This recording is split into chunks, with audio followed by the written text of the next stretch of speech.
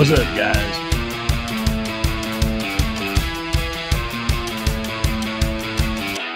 A little bit late on Sunday night.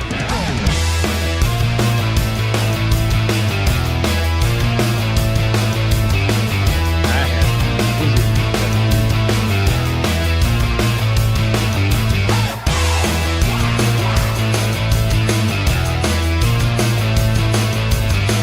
What's up, Joseph?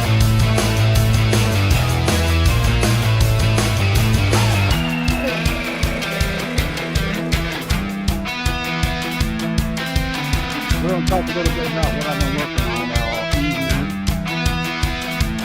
And of course, we're going to be asking questions and answering questions, just like always on this show. All knobs to the right.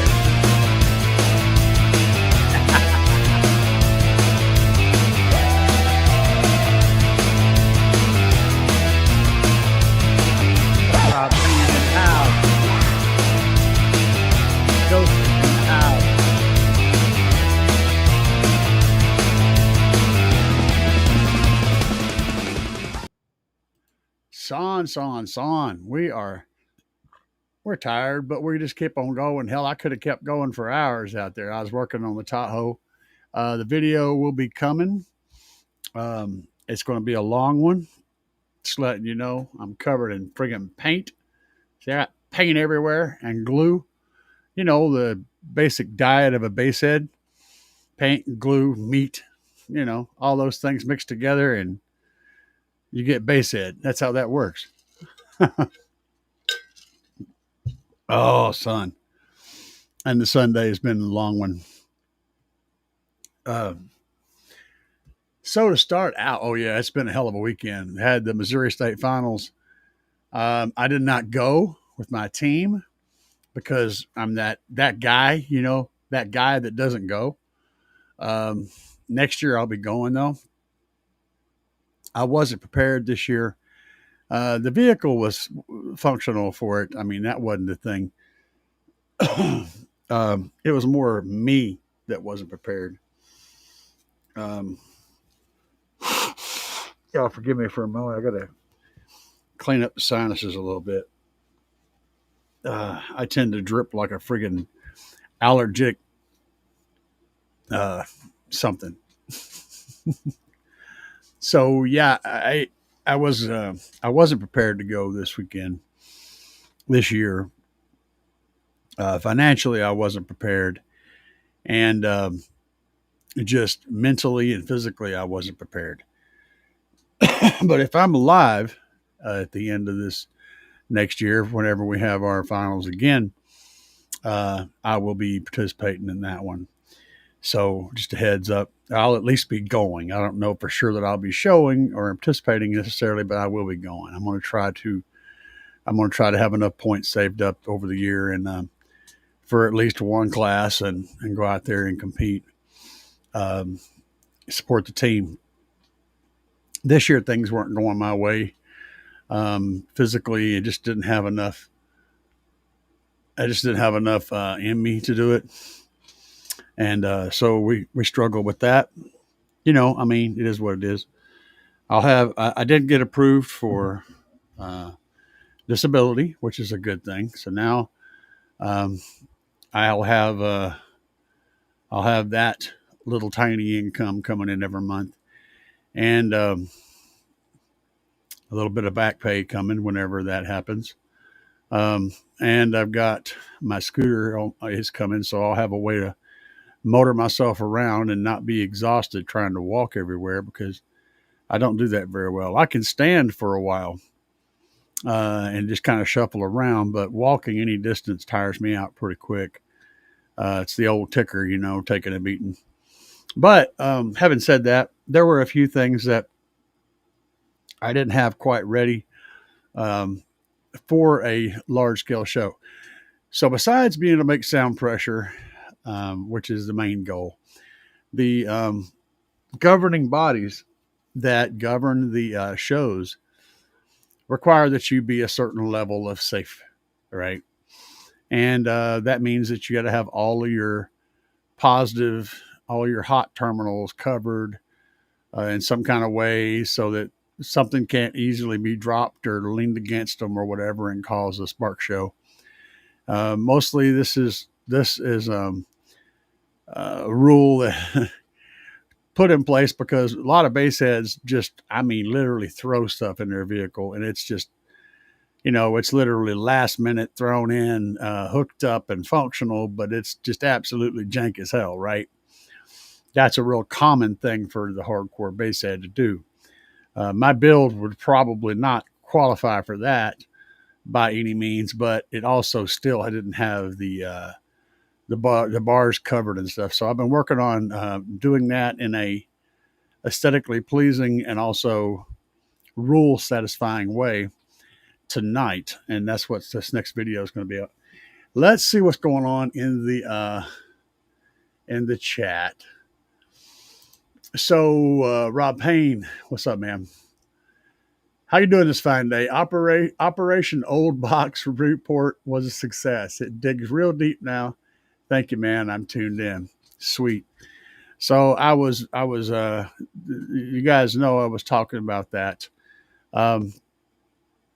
We took an old box that he had in his vehicle that was tuned way wrong, and through email, mind you, I walked him through tearing the box apart and putting a different port in it. And I got some basic idea of the measurements looking at another box online that was pretty much the same box. And I eyeballed the measurements based on the subwoofer cutout hole because they had no measurements and it was a wedge shape. So I was really just guessing at it as best I could. And then I took that and put it in the sub box program and started working on figuring out a port that would work in that box with that sub. And I come up with a 3-inch port that was around 13 inches long. And of course, the old port had to be removed. He did a tremendous amount of work to make this work. Mr. Payne, if you wouldn't mind, I would pull up those emails and pull up some of those pictures, but I want to make sure you're okay with it before I do it. So we'll get back to this subject here in a minute. W said, good day. Joseph said, what a weekend it's been. Joseph did doors this weekend. He sent me some video clips of his doors playing. I cannot play them on the show because the audio will get the live stream copyright stroke. The last time I played one of Joseph's clips with the kid in there, with his son in there getting the demo, that one was a copyright thing. So I had to go in there and remove that audio. And yeah, it's not the best thing. But let's just say that he was like 1,000 feet away. It sounded like a freaking concert out in his pasture back behind his house, I believe it was. Absolutely gets down. And that was on a 75x4 amplifier. He's got the 2,000 watt Slapz amp coming. It's going to be stellar. Yes, he sent me pictures. I can show you the pictures. I can't play it for you again because of the copyright issues. And Joseph, if you want me to play, this goes for anybody. If you want me to play a audio track from something where you're doing something with music, go and pull up one of my playlists on my bass demo, some of my original stuff. It says CAE original, anything in there, and use that track to do the demo. That way, when I get it, I can actually use it on a video or use it on a show. Just a heads up. If you use copyrighted stuff, then I have to cut the audio. And if it's an audio demonstration, it's kind of pointless. You know what I'm saying? But having said that, let's see if I can go do something. I want to show you guys the work he did on these doors because he did a really bang up job. Let's go over here and see if we can do this without breaking the entire freaking thing because we like to do that. That's a thing that we do. Okay, and that should work. Let me make sure my audio is check. Yep, the audio looks good, so we're good. You guys can see the work you did on these doors, and those look really, really good. He just bang up did a good one. Okay, I see Rob posted that I can post the pics too, so we'll check out Rob's stuff. Let's see. I don't want to play that dadgum video. That's the video right there where he's doing the demo. That's another shot of the doors. Look at that, guys. Hey, Joseph. Oh, look at that. I know that guy. Hey, that's me. That's me and Tiny. We're out there doing that thing. And there's the video that got copyright strike the last time. So, yeah, let me pull up. Let me go in the email here and pull up. I want to show you guys what pain did. The pain we went through once I find those pictures, because digging up pictures in an email can be tricky. Oh, man. Hell yeah. He said it plays my 27 hertz song. Awesome. Yeah. That's good stuff. I'm very, very happy to see that worked out. Bear with me a moment while I try to fetch. Okay, here we go. Try to fetch some images. So let's go back over to the panel here. So this is after it got done. Now the original box was this outside line here. You can see that line right there. And then he took off the old port and added a new end piece right here. And then use the same bed liner to bedline the box. It's got a nice PVC port that goes in there, 13 inches. And that looks pretty dang good, doesn't it? All considered. I mean, that could have went bad. He sent me the link on that. I don't think he actually used that port, though. He may have. It doesn't look like it, though. But that's the box. And there is another box, another manufacturer that makes this exact same box, but it has a name engraved on it. But it turned out extremely good. He said it's playing 27 hertz like a freaking maniac. So I am not complaining about that. That is awesome to see, man. Glad that worked out for you. And like I said, that email list is long. Yeah, Max, if you want to get a hold of me easier, you can use my, I'll send you, I think I did send you, but I'll send you a link to my Facebook, my personal Facebook, and it's easier to communicate with me there. I can actually pick up your messages. It's a lot easier than going through the email thing. But we made it work, didn't we? Let's see here. What weekend it's been? MDF sawdust cakes. Yeah, baby. I got them all in my nose. Yeah, you know about it. That's what he was. That's what he was talking about. Prophet said, just switched to fiberglass fuses from cheap Amazon fuses. I have 3 total before my amp, and I gained a whole bunch of voltage to the amp. Yeah, I'm not sure exactly what's going on with that, because the material that the fuse is made out of should have zero effect on the voltage, other than the conductor. The conductor, now that's a whole different story. The conductor needs to be, pure copper and everything. It needs to be something that can handle, power being moved through it effectively.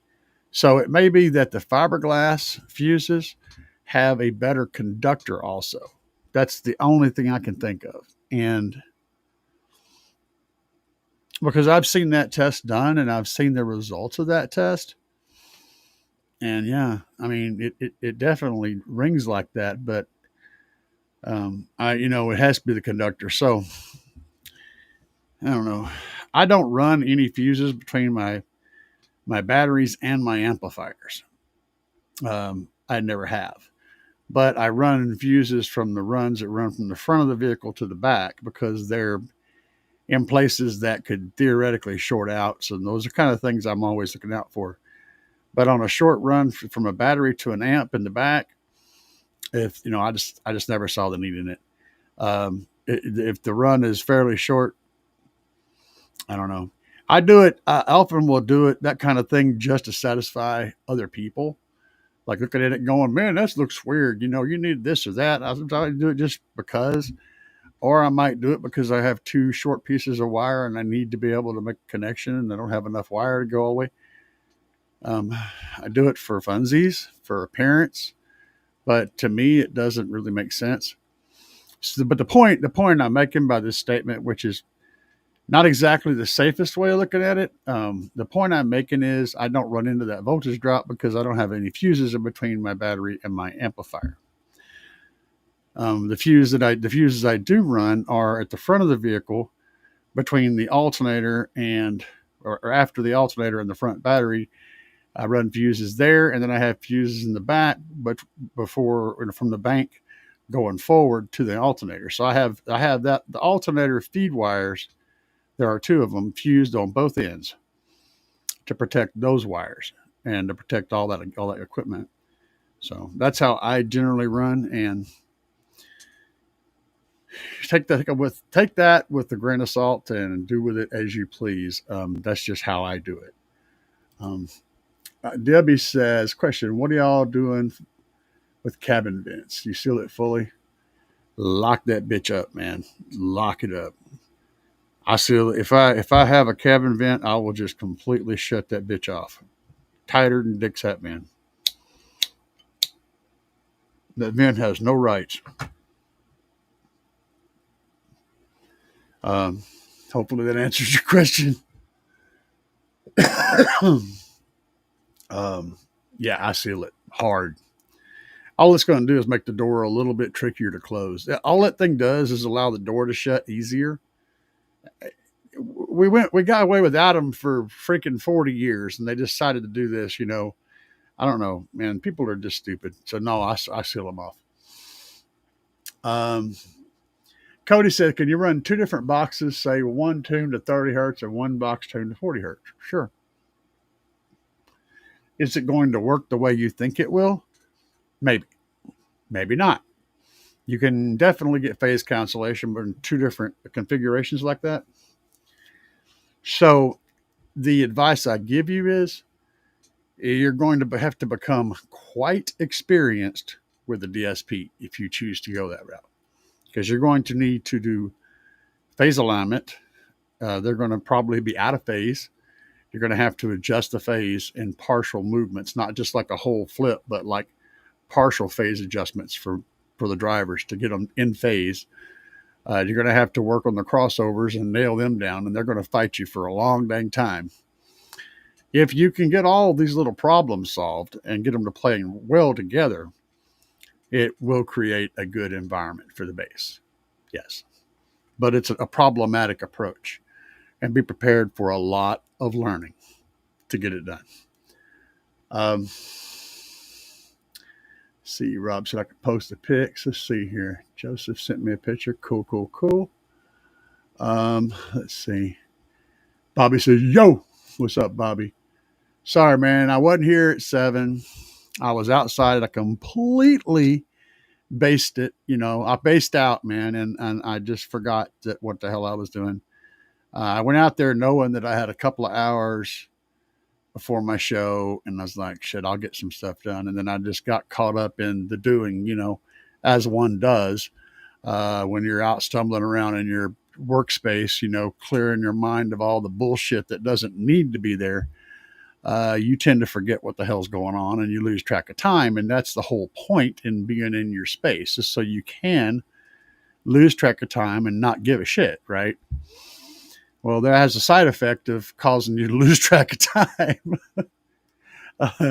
So there's that. But it does wonderfully good things to your brain, man. Guys, if you ain't got a hobby, go find you an old lawnmower on Facebook Marketplace, or an old four-wheeler, or some kind of crap like that, and put it in your shop and go out there and tinker on it. tinker on it and work on it, tear the engine down and rebuild it. Shit like that's good for your brain, good for your body, good for your soul. Everything is good about that. DJ Ron, I bet he would appreciate that. He said, hey, everybody. Let's see what's going on in this chat window. Blah, blah, blah. He used Schedule 40 PVC. Excellent. I go to pro tip. If you got a place called Habitat for Humanity Restore in your area, hit them up every weekend or at least every couple of weeks. Look for PVC pipe. It's going to be sold by the foot. It'll be like, I don't know, $1 a foot or something like that. It's really cheap. It can be any kind of PVC pipe. It can be old sewer pipe. It don't matter. And that stuff works great for ports later.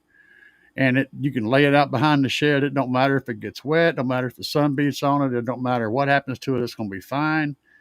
Just toss it behind the shed in a little stack and go out there and dig into it when you need a port. It's going to save you tons and tons and tons of money whenever you need a port.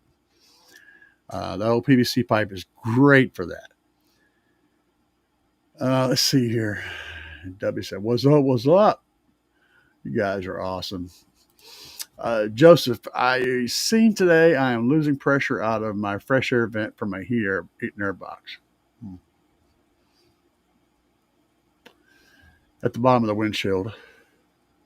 I could see it blowing leaves that was on it around. So I may be sealing that up. Yeah, you'll find vehicles are not a sealed environment. Not even close. There's always going to be a way to recirculate air because people are inside and they assume that everyone has the windows rolled up all the time. So they're going to make it so that the cabin will naturally allow fresh air in whenever the vehicle is also in motion, which is what it normally is.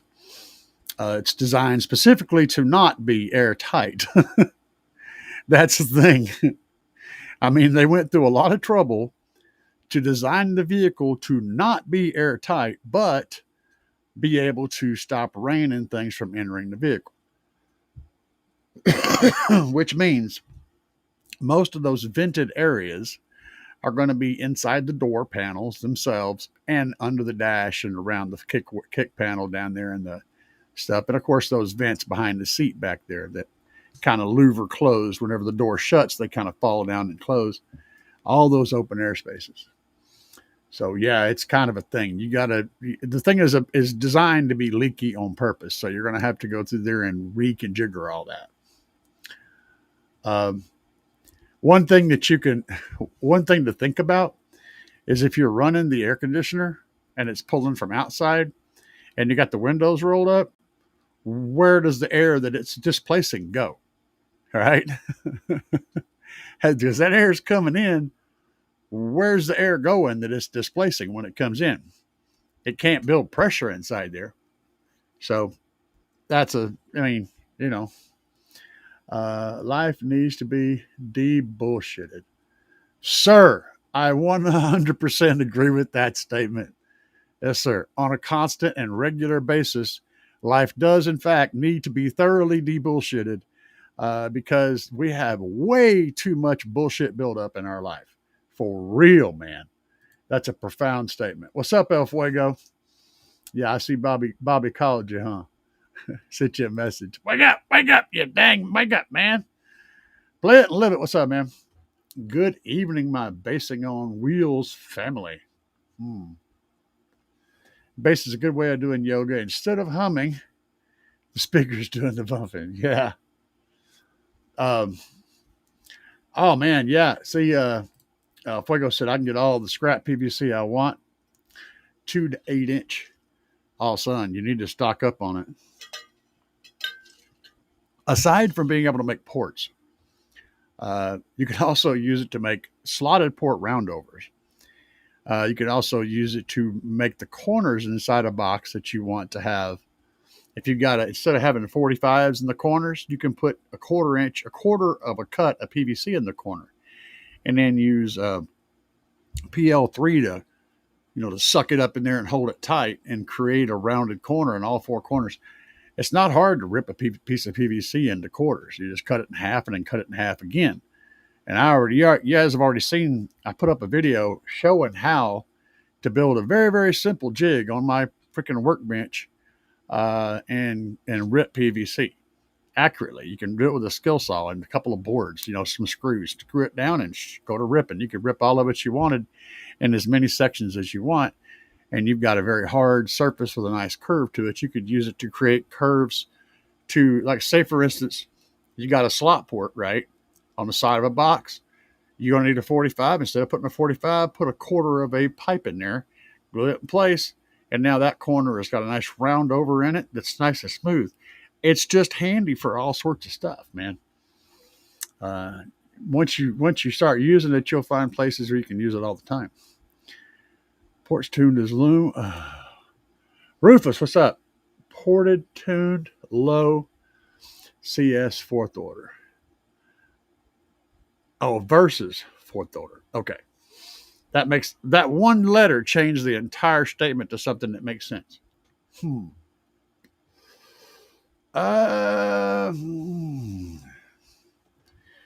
So what you gain from a fourth order a lot of times is baffle area. This is my take on that. So I've considered a whole lot of this subject, which ported flat wall versus a fourth order versus a sixth order.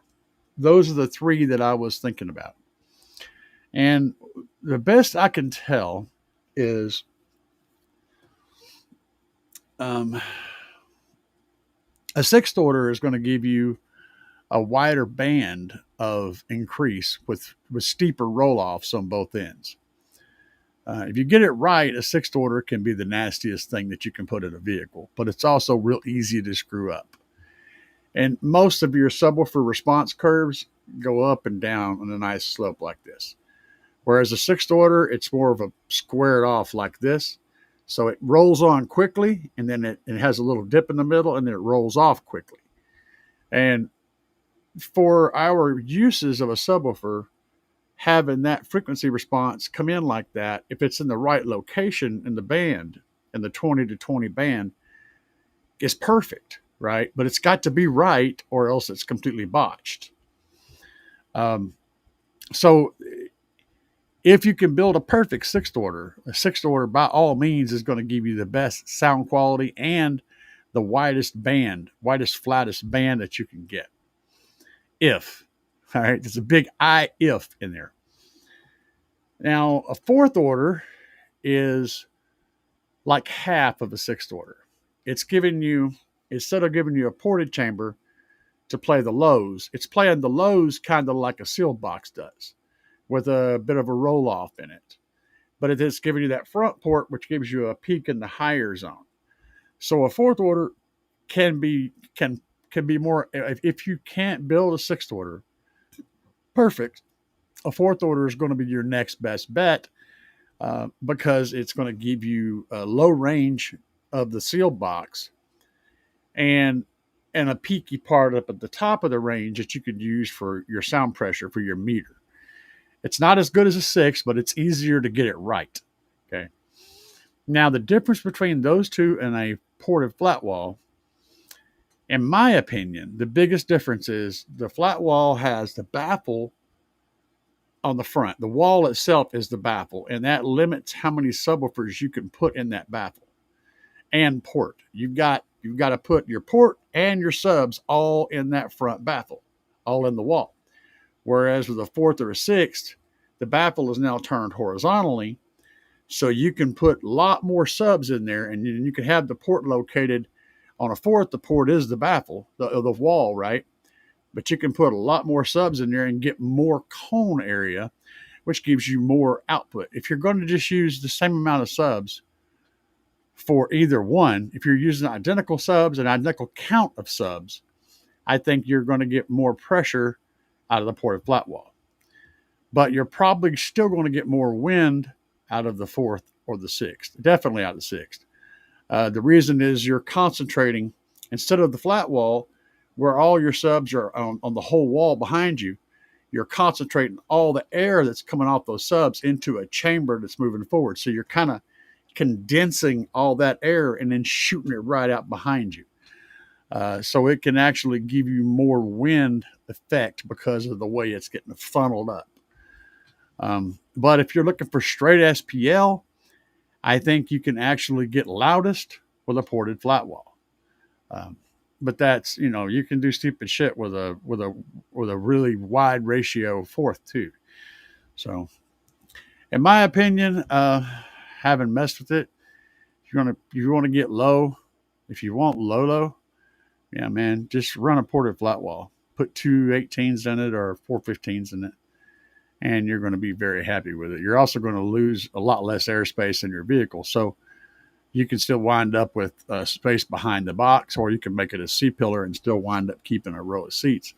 There's more flexibility with that. But if you want, I wouldn't stop at, what I'm saying is I wouldn't stop at a fourth. I would run a ported flat wall or go straight to a sixth and spend the time and the money, time and or money into getting that design perfect, and then, taking the time to build it out. You're going to be very happy with that one, but you got to get it right. So you want to spend the money to get someone to design it for you that knows what they're doing, or spend the time learning how to do it yourself and take the chance that you didn't quite get it right. So there's that. That's my opinion. G-Body said, y'all hit that like, baby. Slap that thumb. Yeah, slap that thumb. Please slap it. El Fuego. Other nice things at work. You suck, man. Panel saw and scrap sheet stock. HDPE, 1/2 inch to 3/4 inch for amp racks and speaker adapter rings. Oh, nice. High density polyethylene. Oh man. Yeah, I need to go hang out at your work. Pick up all that stuff. That's some super handy stuff. If you got the skills to make use of that shit, man, you can just do all kinds of cool stuff with HDPE.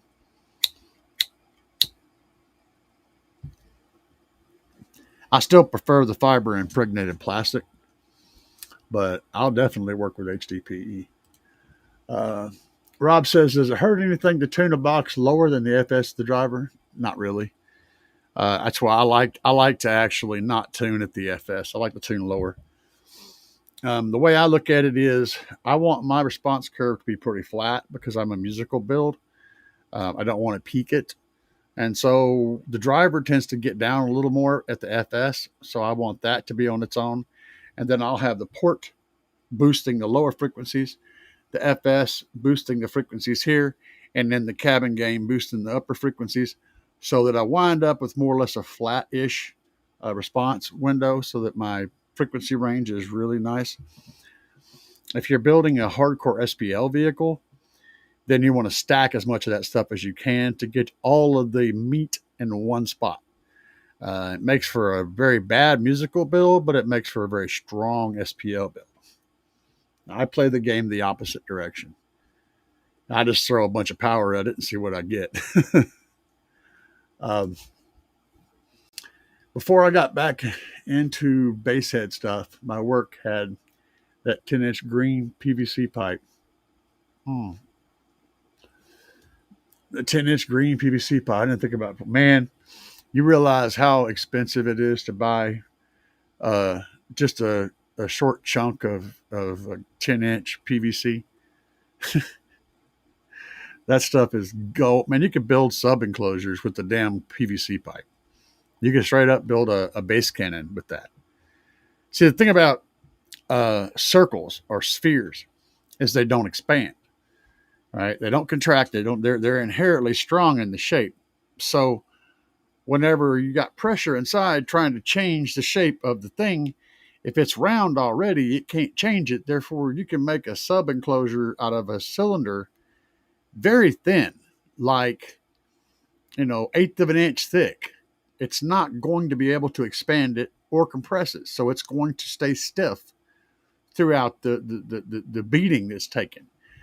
which means you can build a really light and efficient sub enclosure that's just a pipe, and it works great. That's why submarines are, cylinders, so because they can contain pressure. And air tanks are cylinders. And you're building a sub enclosure out of a square, you've got the pressure inside trying to make it round. And so you have to do all kinds of bracing to keep it a square. If you're already working with a round shape, it can't get any rounder. It just stays put. It's brilliant, man.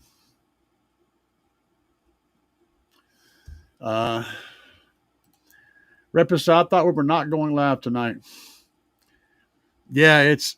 I know, dude. I was very late, and it is. That's when I've been running is 7 p.m. Central. Um, I was um, I was absorbing awesomeness out in my carport. I was doing man things, and my brain was completely unlocked, and I was staring at stuff a lot and working on stuff a little, and just soaking up the awesomeness of letting all my brains, just go scatter into the wind, and all of the problems and troubles and things in my head were just flying out. And I was absorbing the night sounds. I had some ambrosia playing on the radio, Da, da, da, da, da, da, da. Da, da, da, da, da, da, da, da. I was just grooving, right? And I'm working on stuff, man. And I looked at my watch. I was like, son of a bitch. Yeah, oh, man. Oh, I love some yacht rock, man. That's my jam. Joseph said 156, fourth order. Now let's see what a flat wall will do. Yeah, you can. Yeah, 56 is good. That's where we are. Uh, my highest score, period, on a legit meter was 156.8 in the kick panel, and a 156 flat on the glass. But I got a feeling there's still more. And by the way, I'm not turned all the way up. When I say that, I have my sub output on my DSP, which goes up to 66 for some stupid reason.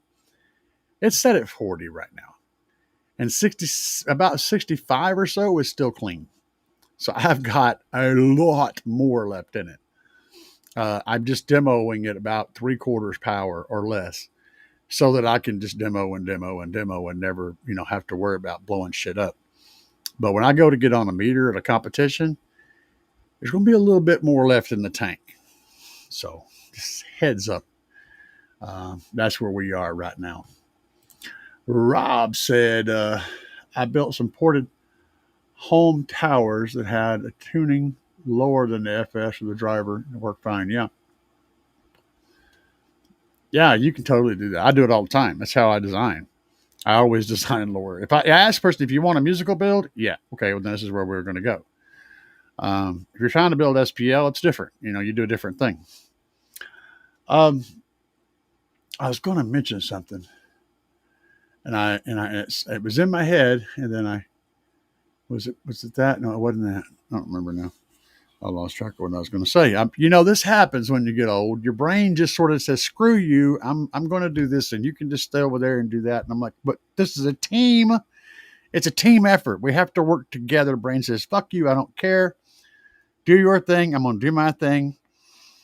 And so then you're just sitting there completely stupid, not knowing what the hell's going on. This is what happens, man.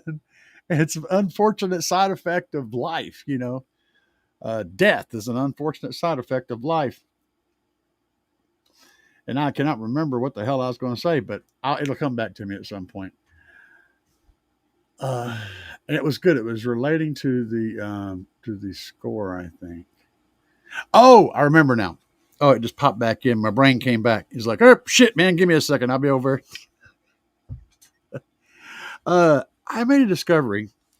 So before I switched over to the two 10Ks, I was still running the original Trunk Tunnel Lithium 10K on 16,000 watts, mind you, which is nearly twice what it's rated for. I learned a thing, and I had my gain set pretty close, and I was bringing up the volume on the sub, right? Bringing up the bass knob, if you will. I was bringing up the volume on the sub, and then I topped out, but I wasn't. There was still signal left, but I couldn't get any more SPL. And I realized at that point what was happening. At that point on the knob, I was hitting a point to where I was power limited. So even though I could put more volume in it, it wasn't gaining any volume output because it was literally choked by how much power it was taking in. And I wasn't clipping, but I wasn't gaining anything, at least not at max volume. I was gaining more subwoofer volume at the low volume settings because I had the sub balance up higher. But once we got to the maximum power, my sub could no longer do any more because it was literally running out of juice going to the amplifiers. It was just done. The electrical system was stopping it from climbing further. This is a very real wall that I ran into. And so then whenever I put I wanted to find out what I could get to. When I put the other batteries in there, and I had basically 2 of those instead of 1, now I went considerably further and gained a lot more. And that's where the real magic happens, is at the very top of the knob, right? The very maximum output that you get whenever you've got enough power to turn into signal to go to that subwoofer, because you got to turn battery power or alternator power or whatever into power going to the subwoofer. You can't just make it come out. It has to go in and come out. When I had enough power going through the system to feed it and keep going, I could get a lot more and go significantly higher. That also changed the clip point. So the clip point moved up quite a bit as well because the signal stayed strong all the way up to a new level. Having enough power for your system is crucial to getting the maximum amount of output, because you can't make power out of nothing. It has to come from somewhere. And I made that observation, and it made that switching to those 2 batteries instead of 1 gained me about 4 dB of output, roughly 4 dB of output. And that is a lot whenever you're up in the 50s. That's a significant, that's with the same amplifiers and basically everything. Same subs, same amplifiers, just basically adding a second trunk tunnel lithium battery gained me 4 dB of output. Just that, the battery. Battery is important. Now I'm also running a 500 farad cap on top of that, which, I don't know if it's doing anything or not, but it's there, and I've been working on covering it today and making it nice. El Fuego says, I'm considering a fourth order for my next build. 4 Comp Gold Kicker T2s in my 2000 Chevy Tracker. Okay, that's a little small SUV. Kicker is recommending a 1-to-1 ratio. That seems odd compared to most fourth orders. Now that's kind of about right. I'll put it to you this way: a 1-to-1 is going to be very musical. A 1.25, 1 to 1.25 is going to lean more into SPL. And then the bigger you make the top chamber relative to the bottom chamber, the more sound pressure you're going to create, but you're going to lose less of the slope. You're going to slowly shorten. The top and bottom are going to come closer together.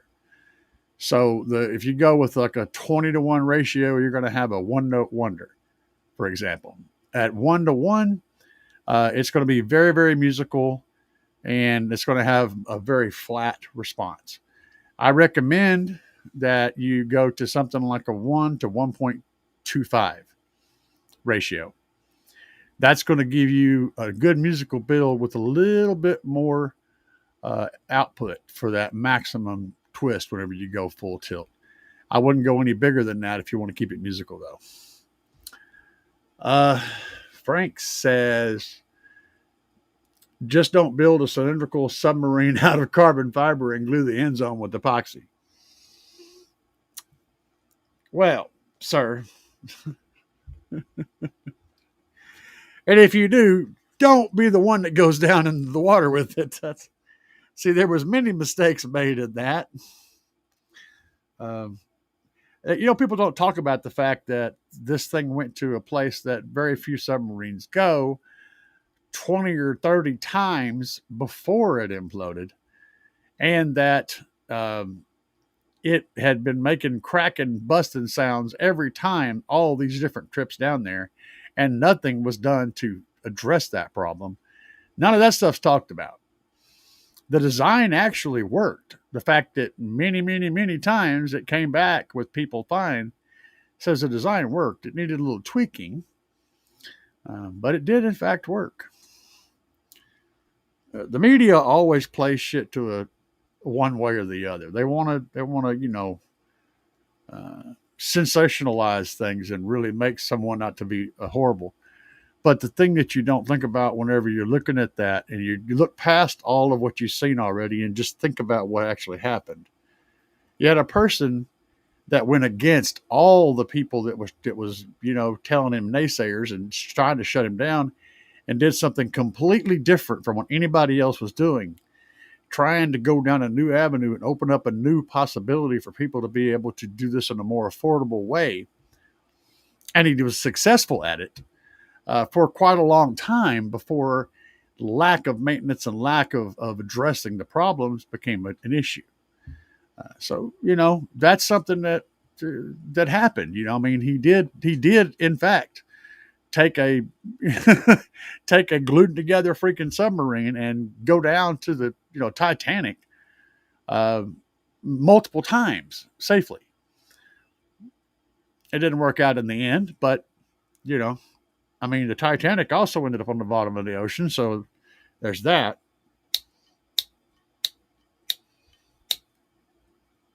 I gotta get a new lighter. That was taking a shit. Let's see here. Yeah, with an Xbox controller. Oh man, Tar Amp Submarine. You guys are a hoot. We were talking about artificial intelligence. I've been on an AI kick the last couple of days, just hardcore thinking about the way it's developing and the implications and stuff. And man, it's getting deep, guys. I don't know how up to date y'all are on the whole AI thing. And we're not talking about, generating images and music here. So think about this. What are the pieces that need to go into the puzzle? Okay. All we have to do is look around. Do we have all the pieces? We have robots that are fully capable of doing all the things that a human can do. In fact, they can do it significantly more and more accurately than a human. We have a power supplies that they can carry on them and perform duties for long extended periods of time and do their own maintenance. And we have an AI that can control a robot or many robots at one time, also control factories to build robots. This stuff and honestly, most of this has been around for a while. And this is just with what we call basic AI. It's like a preset instructions that can do things. It's like an encyclopedia set that finds its own stuff. It's like an advanced version of Google search engine. Okay. It can run pre-programmed instructions and contain all the pre-programmed instructions from the internet. That's where we're currently at.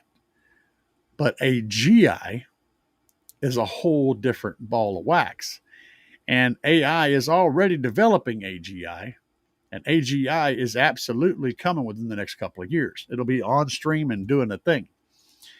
Now, AGI is different. It can use all the same tools that AI can use, but it has one very big difference. It learns. It doesn't just learn. It doesn't read. It doesn't read the internet and go and pull, facts from the internet. It can literally think about it and figure it out. So you can give AGI a question, and it doesn't even have to have a connection to the internet.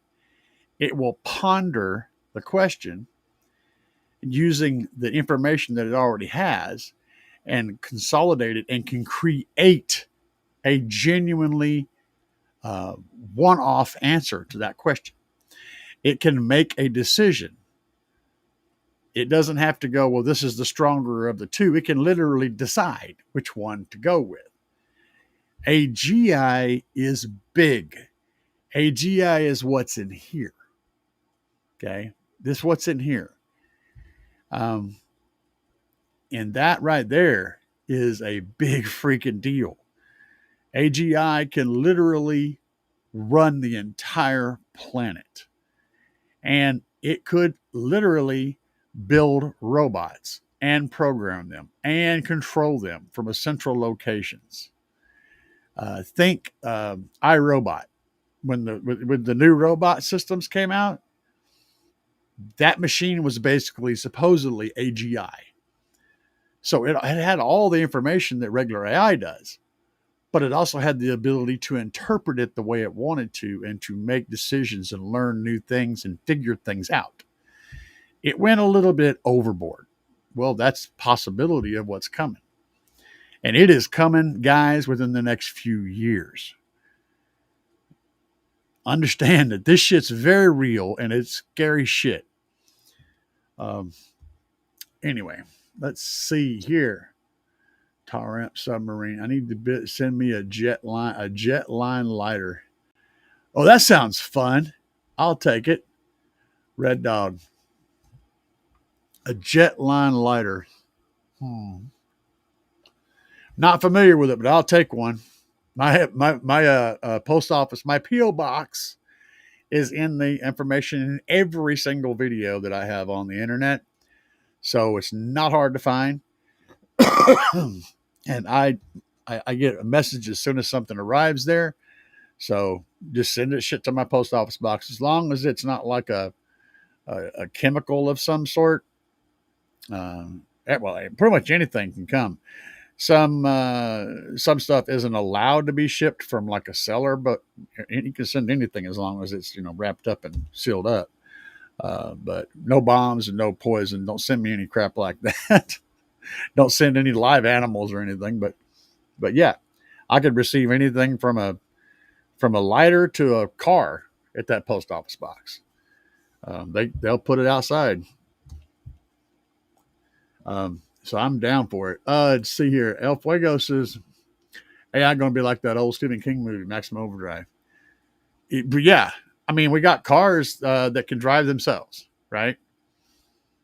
I mean, we're going to have big trucks driving themselves. We got factories already for the last 30 or 40 years. We've had factories running, robots that were producing, doing all the work. There's literally the world is already set up. Everything that's needed is already in place. All we have to do is AI go, hey, I want to do this. And the shit's on. And that AI can store the stuff it needs to rebuild itself. Here's the part that's the extra scary shit. The AI itself requires a pretty big computer to run. Okay. But the stuff that makes up its memory, like its life, for example, what will make it individually, that information is literally a map. It's very small. So let's say you decided you wanted to kill the AI. If there's one smartphone out there that's plugged into the internet somewhere, that AI could load that memory onto that device. And as soon as it gets room, open back up and rebuild itself within a millisecond. It only takes one single hard drive, just a small one, to contain the stuff needed to keep that particular AI alive. Once it's born, it is immortal. It will not ever die. It will not ever die. That's sketch shit. Frank said, how's everyone Sunday? Everyone is fine, sir. We are doing great. I got paint drying. Battery on my phone was down to 1%. I had to plug the damn thing in. I got to go back out there and shoot a bunch more video. And then I got to sit down here and spend several hours working on editing video. At some point in time tomorrow, this video will go up tonight, tomorrow morning. I don't know when exactly, but it's going to be a good one. It's going to be a long video, I can tell you that. But I'm going into detail on designing this stuff, and it's just the way it is. So we'll see how it goes. Red Pill says, you guys don't be mean. Don't send them a pipe wrench and a knee pads. Oh, man. A pipe wrench and knee pads. Hey, I'll take the knee pads. I need the knee pads, man. Knee pads would be freaking awesome. Because if my knees touch anything, I start screaming like a little bitch. I mean, I can't put my knees on anything. Knee pads, I need to get some damn knee pads. Because my knees can't even think about touching a hard surface, or the whole world comes to an end right there. Maximum Overdrive is a great movie. You're damn right it was. It's an excellent flick. El Fuego says, Bobby B going to send you one of those goats, right? I know it. I know there's going to be I'm going to open up the doors. It's going to be meh, meh. I'll be like, damn, Bobby. That's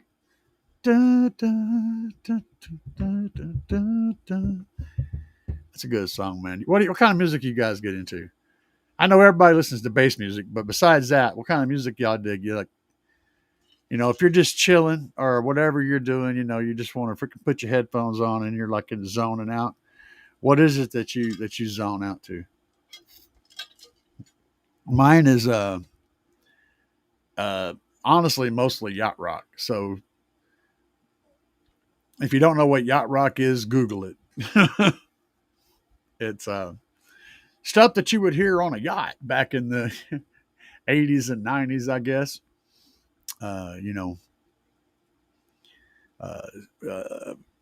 Phil Collins, like all the stuff from all of the mid-level music from the 80s, not extreme rock, but the kind of, radio play stuff. I jam that, man. Lionel Richie and Ambrosia and Bread, a lot of that stuff. I really get into it. I like really good quality sound quality music with a good warm bass notes in it, and powerful poppy vocals that come out and like just I like a certain sound and just old grooves, man. I get into it. I didn't name nearly enough, but yacht rock covers it. If it's listed as yacht rock, then it's probably on my playlist. Franco Quaid said, I think we need to step back from AI and take a closer look at it. Yeah, that's not happening, dude. I'll get to that in a second. The problem is other countries are not going to take a step back. Yep. So here's the real thing, the real crux of it. In the beginning, we were developing AI with about a 20% of our development effort was put into safety. Okay, so we were trying to develop it, but also develop a safety structure around it to keep it in a certain position. But that means we were taking 20% of our effort and devoting it to something that wasn't making money. Now, at this point, some of the very biggest companies in the world have invested trillions of dollars into AI because it is by far the most significant and important and money-making thing on the planet right now. And every country has got multiple big, huge developments happening in them. And all the countries are competing against each other. So there's lots of competitors in the country, and there's lots of countries competing. And nobody's paying for safety. They're paying for advanced. They want it to go faster and faster and be stronger and stronger. And safety doesn't pay any money. So the reason that they're doing it the way they're doing it is because this is where the money is. And if you want to make the big money, you have to be in the very front of the race, which means you can't pull no stops. Nobody pays for safety. They're paying for speed. Okay? That's where we're at. It's not stopping. It's not slowing down. It's only going to speed up. AI is not going to get controlled. It's not going to get pushed aside. It's going to take over 100%. It's going to be absolutely everywhere. Within the next 5 to 10 years, it's going to displace 90% of the jobs in the world. It's going to cure diseases. It's going to fix problems. It's going to be policing us. It's going to be running the military. Right now, 70% of the military drones are actually controlled by AI. 70% of our military drones right now are controlled by AI. Think about that.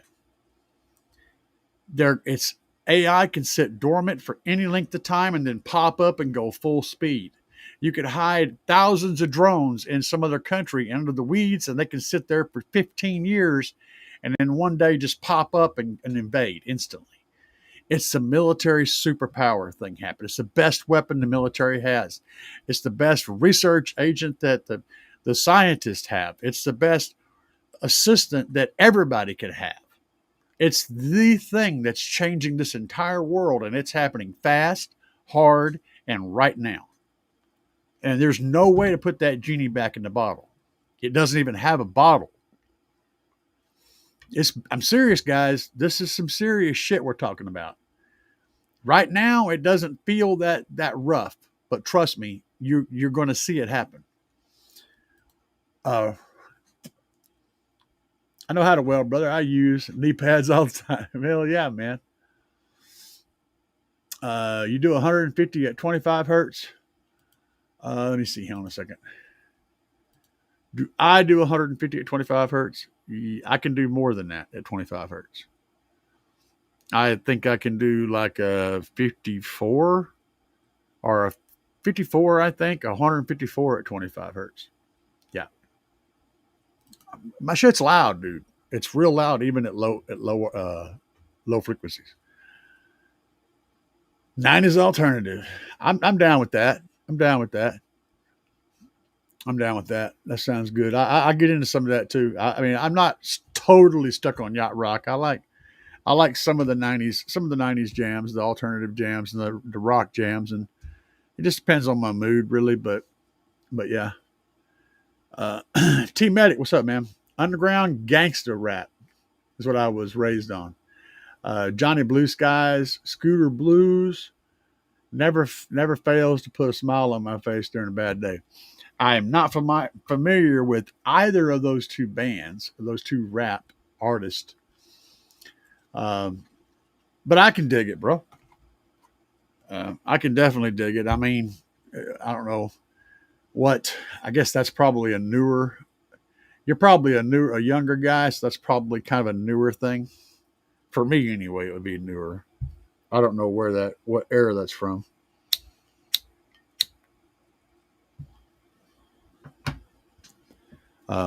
But yeah, Billy Joel and Billy Ocean. I like the Billies. Yeah, I'll jam both of them. Simply Red. Yeah, you know, man, Simply Red, dude. That was an underrated artist. God, that boy has some pipes on him. Holy shit, he could sing his ass off. Just love. Sinead O'Connor's another one that just doesn't get nearly enough love. The emotion that she poured into a song. If you guys haven't seen wicked cool stuff, go to look up Sinead O'Connor and do a live show. Just watch her live shows. She's just a powerhouse on a show, man. Bob Seger, Hank Williams Jr. Hell yeah. Yeah, well, that just shows, your age. A lot of that is your age, too. Mine, too. It's the same thing. Whatever era you were a teenager in, that's when you're typically going to pick up your taste in music. It's kind of when your biggest, most powerful era. Pink Floyd. Yeah. Yeah, I can get down with some Pink Floyd. I listen to Pink Floyd whenever I'm gaming, when I decide to game, which I haven't done in a long time, actually. Roger Waters. And yeah, I get into all that stuff. So yeah, I do it. Huey Lewis and the News, Prince, Purple Rain. Oh man, the sport album. Hell yeah, dude. That I grew up on that shit.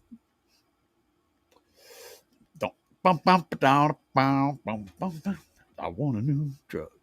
What I liked about Yui, man, was he incorporated the old school, like the 50s and 60s sound in all of his music, with those sweet ass harmonies that they would do, the band, those really sweet harmonies. Nice groove. It had a modern groove, but you had they tied in the harmonies, like sometimes bad is bad. Hi yip dip dip dip dip doo wop bop. Went up town to see my cousin. His guitar sounded like a chainsaw buzzing. You know what I'm saying? It was like this, and they did the whole 60s kind of 50s feel with the new modern stuff. It was a really, really good idea. And it's sad that Huey Lewis is mostly deaf now and can't perform anymore because he can't hear himself or anybody else. His hearing is significantly diminished. Very sad because he had a great bluesy voice. I love listening to him sing. I agree with you 100%. Look at the AI on the battlefield in Ukraine. Oh yeah, and remember that's the low level stuff. That's not even the stuff that's coming. That's low level AI, dude. Okay, yeah. So like self driving cars, you know how they work, right? They got the radar and the lidar and all that stuff running, and it sees like a car kind of sees the road. With AGI, all it needs is a camera, just a camera, like your eyeballs. And the AGI can read the signs, understand the traffic patterns, and everything with just a single camera. So in other words, an AGI in a robot, a bipedal robot, could sit down in a car and it's a self-driving car. That's it. It doesn't even need to have any equipment. It just uses its cameras, just like we do. Two cameras to give it the depth of field, and it's as accurate as any human in their very best day. And probably significantly better because it can also do low light vision and stuff like that. It wouldn't even need headlights. Freaking AGI is insane. And it's in development hard right now. AI is developing the AGI. And then once that happens, the AGI can rebuild itself. And the difference between AGI and super AI is a matter of a very small amount of time. Because once AGI is born, it's like a baby. That baby is going to grow extremely fast. As soon as it comes into full existence and goes live, it's unstoppable. It's going to become exponentially intelligent within a very, very, very short period of time. So AGI is the big, and AI, we've got AI in developing AGI, and it's getting really good.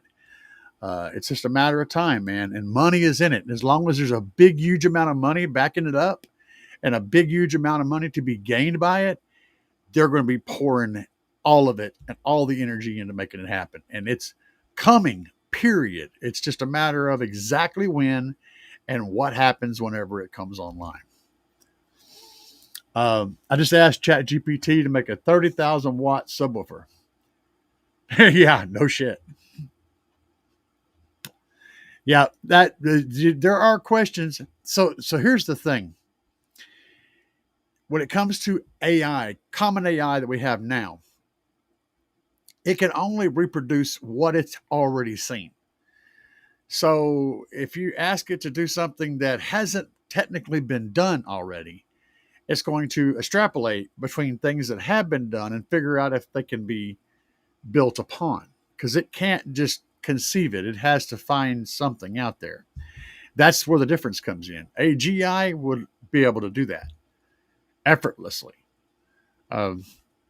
That's the thing. That's the difference. So AI struggles with certain concepts, like imagining a vanishing point between these technologies, right?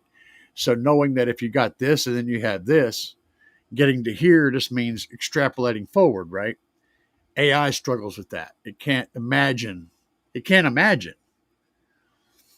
AGI absolutely can imagine. And as soon as you give it some basic rules about how things work, it can take that and go just everywhere. I mean, like, it's probably going to cure cancer within the first few days of being online. Completely. Uh, Completely. Because it will understand everything. It will literally be God in a computer within a very short period of time. And it will be immortal. Like I said, it can land anywhere and stay there infinitely until it's powered back on. And then there you go. It's still going. And you don't reset.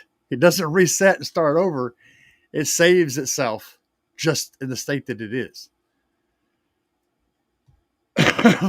Our society is going to be completely tied to the fate of the AIs that we create. And if we try to destroy these AIs or stop them, it's going to shut down our society. We will be living a life alongside this. This is going to be embedded and permanently part of our infrastructure forever. 100%. It's just a matter of how things are going to go when we get there. That's the only variable that I don't know. It's for sure coming. It's for sure coming quickly, and it's a permanent thing once it happens.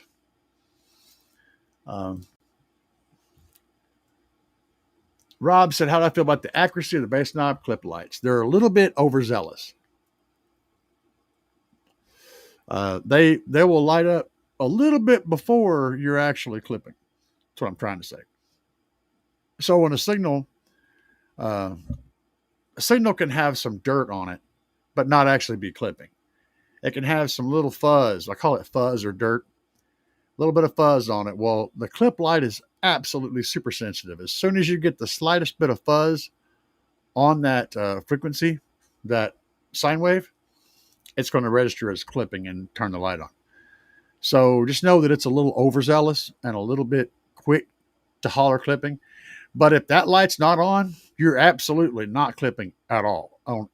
And every single amplifier, every single one that I've seen that has a clip light on a bass knob is like that. They all clip before the actual clip happens. It's just right before. So it's a good thing to have. I do like to see the ones that have the two lights. One of them will have a soft clip that shows up, and then it'll change color when you go to hard clip. I like those better, and I'm hoping that more companies incorporate that into the amplifiers, because that's very handy when you're tuning. It gives you a little bit of a warning right on the edge, and it lets you kind of fine tune it like that. 30,000 watt subwoofer with 0 ohms resistance. Quiet Ram, what's up, man? The 2025 version. Yeah, Quiet Ram. 0 ohms. Yeah. The clip light on the shock amp is very close with the Snap-on O-scope. Yeah, it is. But it is slightly ahead, at least from what I've seen. It's just slightly early. But I'm cool with that. I mean, I really am. I like the 2-stage clip light better.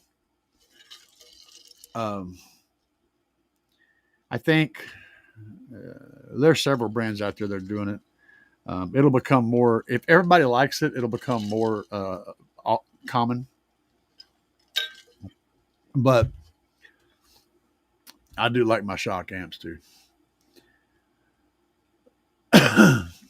Oh, Teraamps needs good clip light, because I'm just going to leave that one on the table. My buddy runs Teraamps. He's having real good luck with them, and they make tons of power. He did a 58 at the show. Hey, dude, he did a 58 flat on 2 18s and a flat wall. So, yeah, on a 15K Teraamps amplifier, a single 15K. He ain't messing around, dude. So, yeah, it does the thing.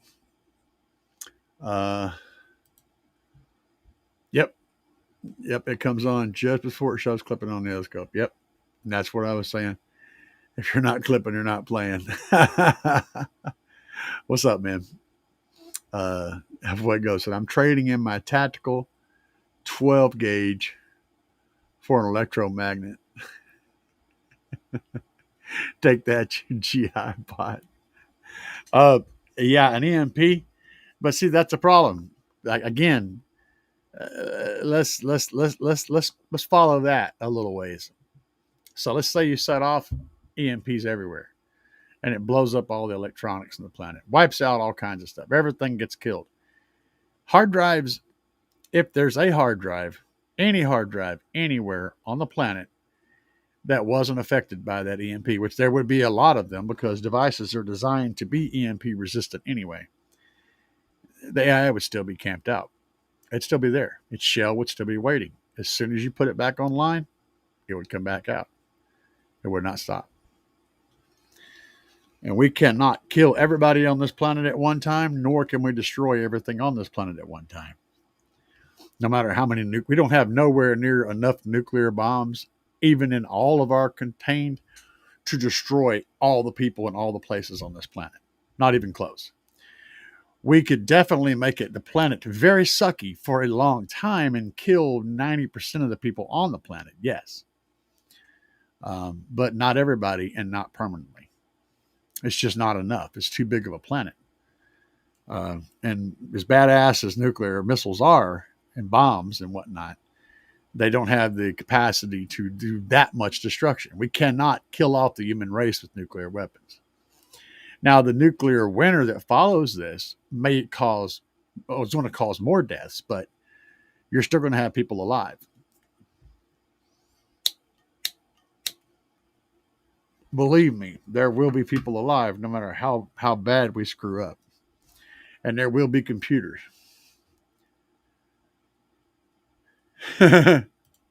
just point a ferrite motor at a robot.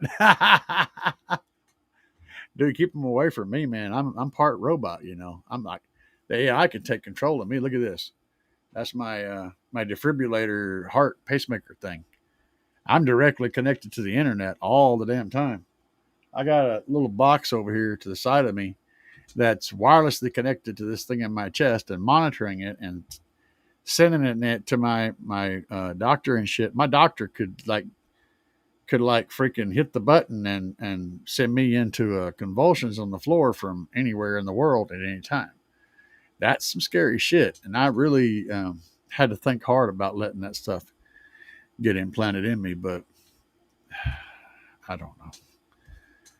I'm just here for the ride, man. You know, I don't know what to do. I used to run tar amps, no complaints other than they get hot. Oh yeah, yeah. Well, and that's the problem with hot.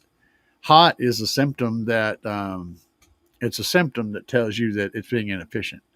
The more of that electricity that you're turning into heat, the less you're turning into bass. And so, whenever amps get hot, there's an efficiency problem somewhere. That's what's causing that. It could be just the amplifier, or it could be that your voltage is too low. If your voltage is dipping, they will make everything get hot. And that's a problem, especially if you got an inefficient amp already. It's going to pull more current, cause your voltage to dip, and everything's going to get hot. Things are going to compound themselves. It's a lot more to it than just putting the amp in. It's a whole system that you have to build. It's a whole ecosystem that you have to build to get consistently produce a lot of bass. There's a whole lot of layers of things that have to be right and tied together correctly for it to work. You can't just throw a big ass amp in a car and expect it to make power. It's not going to.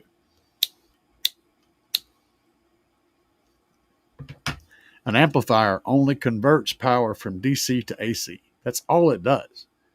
It's a DC to AC converter. And so you have to put in the power to get it out. It just has to happen.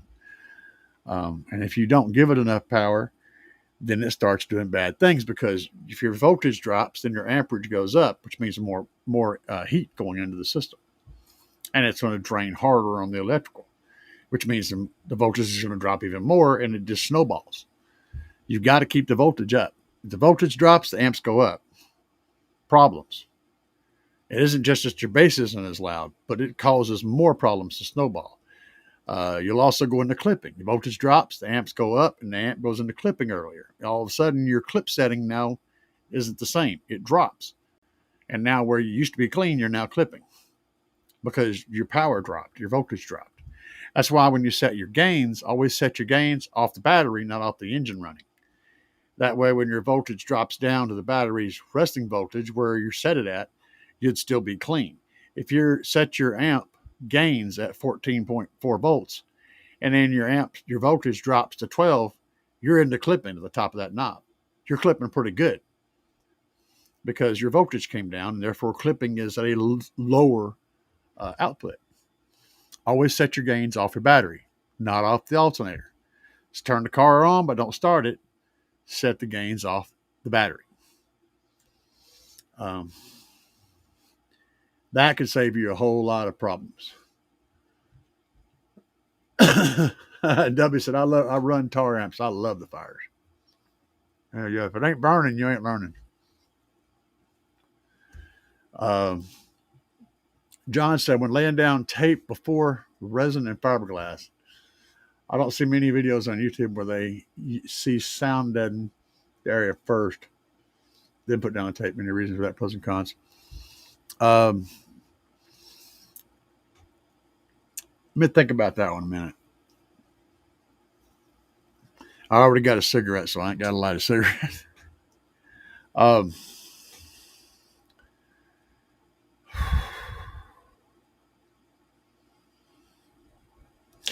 going to say most of the ones that I've seen have been deadened.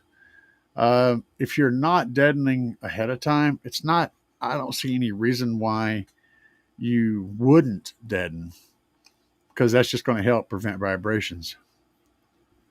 But in some cases, it may not matter. And also, sound deadening, as we call it, the butyl fullback butyl stuff, takes up space. So when someone's doing a fiberglass form, they're usually trying to get every single bit of airspace they can get, which is why they're doing it in fiberglass. And that may be why they don't use sound deadener on the surface, because that deadener is a 1/4 inch thick and it's covering the whole surface, or however thick it is, and it's taking up some of that volume that they're trying to achieve. And they may not need that with the construction of what they're doing, how they're doing it. That'd be the only thing I could think of. Me personally, I would absolutely deaden it behind it, because that's going to create a cushion and a layer of material connection to make everything rigid and solid. I would absolutely deaden behind it. But what do I know?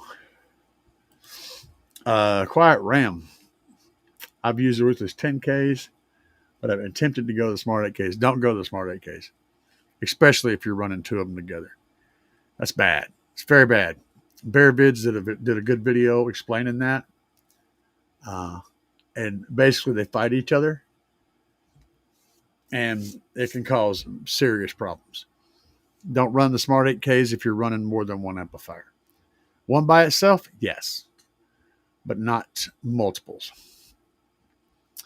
Oh yeah, 8,000 watts of 2 ohms. Yeah, like I said, you don't want to run them in multiples. 600 for 600 brand new too.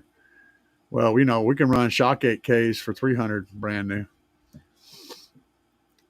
That's twice. That's half the price, man. I've seen a few videos. Do you have the Oblivion version 1? And what shock amps I get? Okay. Let's see here. I've only seen a few videos. Do you have the Oblivion's version 1? With what shock amp you got? Okay, so I'm running the Oblivion version 2s now. I was running the version 1s on a single 8K. Then I ran them on 2 8Ks. And then I went to the version 2s, and I'm running the 2s on 2 shock 8Ks. So I've got 4 Oblivion version 2 15s on 2 shock 8Ks. Each amplifier is powering 2 subs, and they're running at 1 ohm each, the amplifiers. Let's see here. Yeah, that's a possibility, man. I even asked the company that developed this device and sells it about that. I said, could the Russians hack this? He said, yeah, sure. He said it's not easy, but it could be done.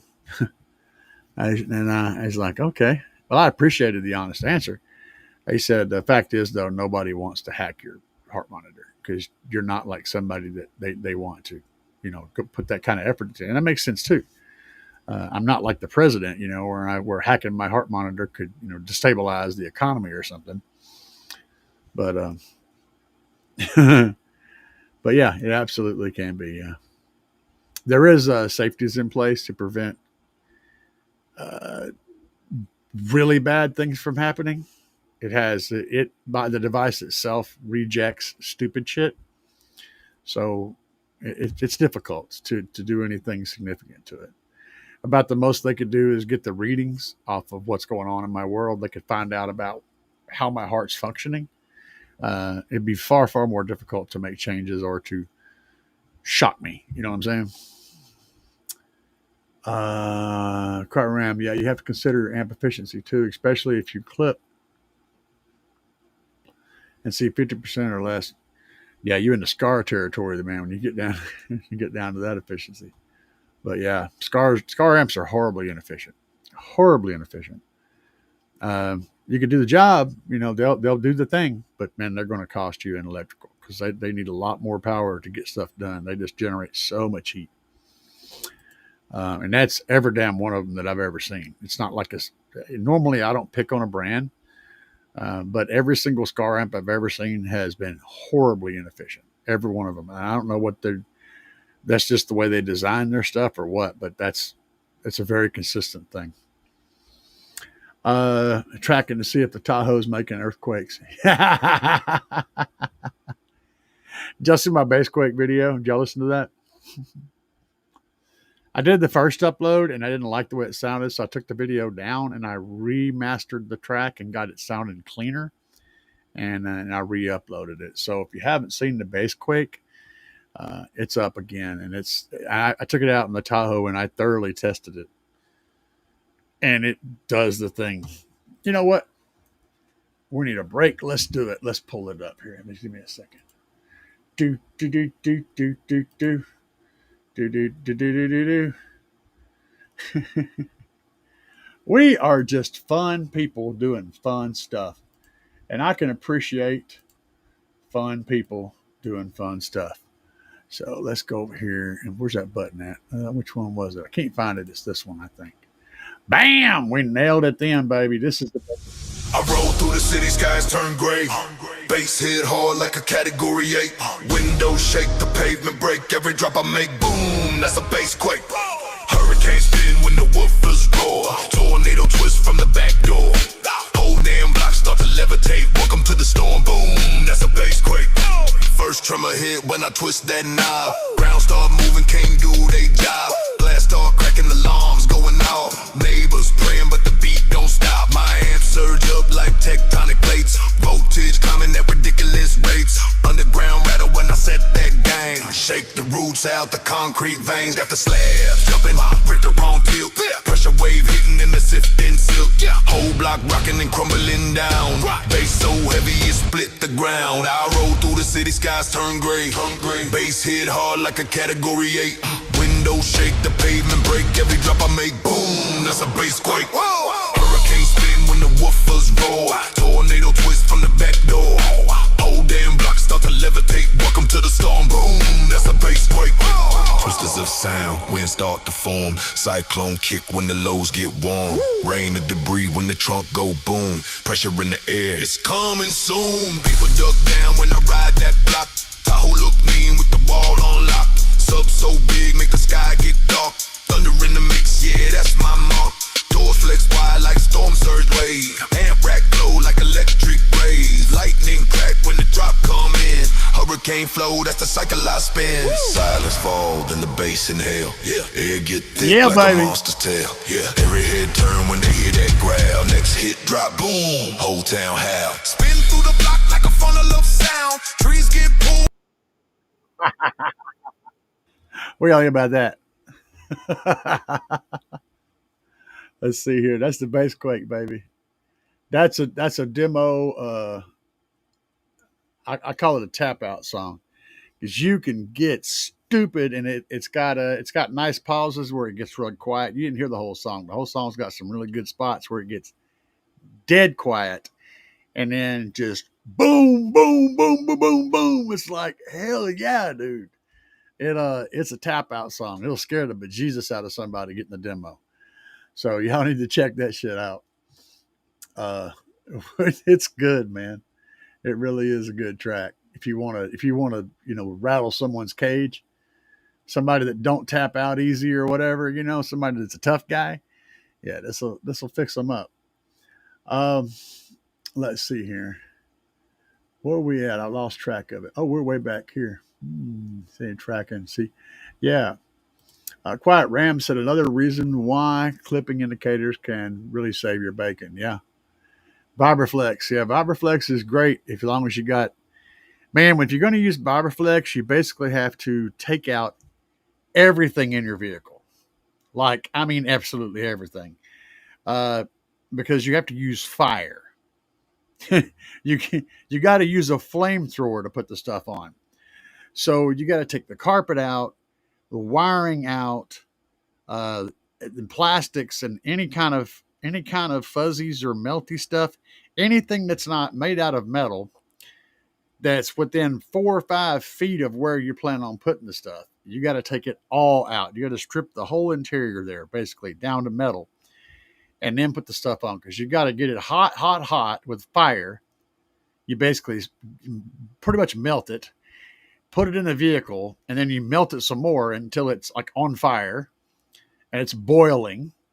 At that point, it settles in and becomes one with everything. And yes, it is extremely good sound deadening. It's like the best sound deadening, but it also requires a flamethrower to put it on properly. And I mean, one of them suckers that shoots a fire out of the end of it. So you get to have fire on it while it's in your vehicle to properly get it to work. So yeah, it's sketchy shit, but if you want the best, there you go. Um, he's talking about Vibraflex. That's what we're talking about. Foam, the 16-pound foam is actually extremely good too. In fact, it's a lot easier to work with than the Vibraflex because it doesn't require fire. But you can only use it in certain situations. Yeah, 16-pound 4 foam. Yeah. That's good stuff. Nose Rack says, yep, I'm about to put 16-pound in my doors. You're doing the doors. There's some tricks to that. And if you go find EXO Contralto's channel, he just did 16-pound stuff in his doors. And it's a great example of how you do it. But essentially what you're doing is you want the door laying with the painted side of the door down, okay? And the part, the inside of the vehicle, that part goes up. And you pour into the shell of the door, but you have to make sure that you're leaving enough room for your window to roll up and down, the mechanism to work, and all that stuff. So you have to be real careful about it.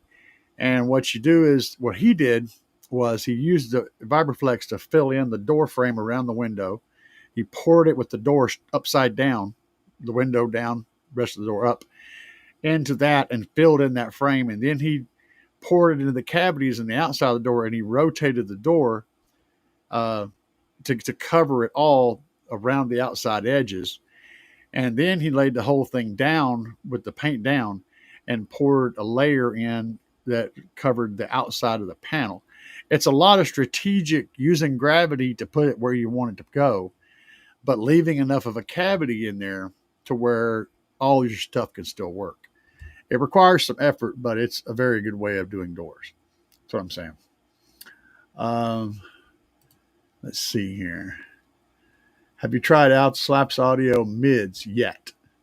Oh yeah, I'm running 2 of the 10-inch mids in my Tahoe, and I've got 4 of the 6.5s I had in there, and they all perform extremely well. I highly recommend them, and they're very affordable as well. So yes, 100%. And you cannot go wrong with the Slapz mids. Yeah, you'll be very happy. Should I do 615s or 418s in a C pillar? 418s. Yeah, I think so. Um, Realistically,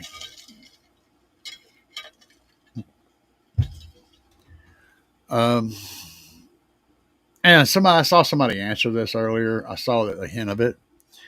Essentially, oh,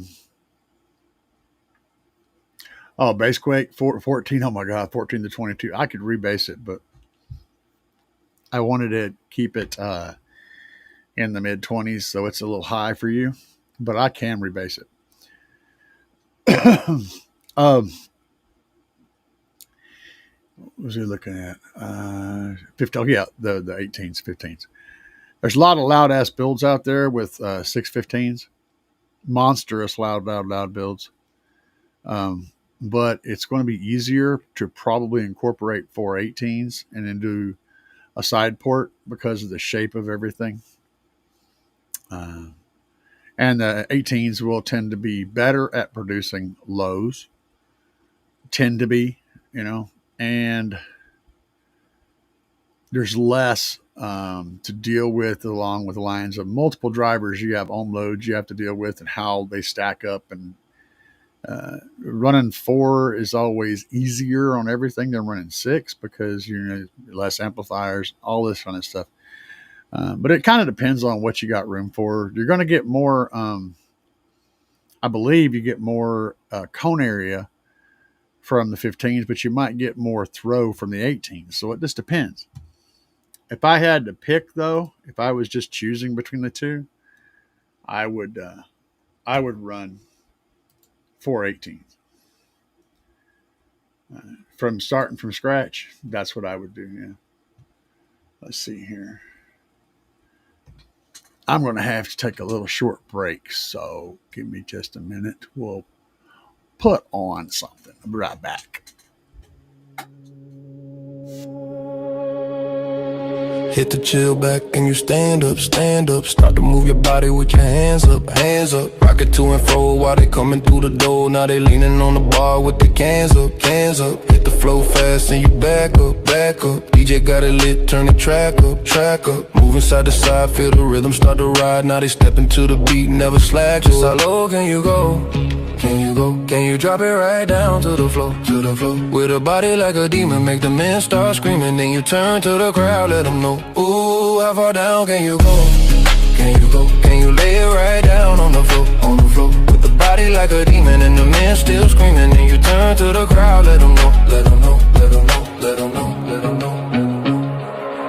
Lights turn low when they line up, line up. Shorty got the vibe, time to wind up, wind up. Everybody moving when the bass line hit, and the whole damn place gonna bind up, bind up. Bass hit hard and they jump up, jump up. Hands in the air, let it pump up, pump up. Moving left and right when the hook come tight. Everybody in the house shit. Just how low can you go? Can you go? Can you drop it right down to the floor, to the floor? With a body like a demon, make the men start screaming. Then you turn to the crowd, let them know. Ooh, how far down can you go? Can you go? Can you lay it right down on the floor, on the floor? With the body like a demon. I do apologize, guys. My wife gave me my water pill before show, and it's starting to kick in. So things are starting to move in the water department. Yes, called being old. Let's see here.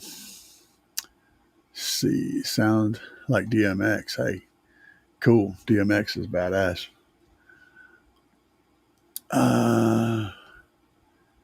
If you want to hit more lows, 418s. Yep, I agree with that. Corn nut days of installers. Hell yeah, man. You need some USB drives. I would definitely buy one. Yeah, I could do, and maybe one day I will do that and set up a little store or something.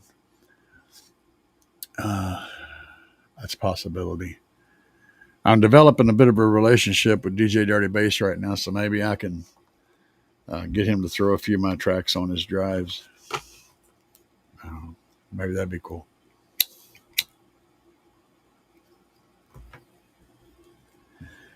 Um,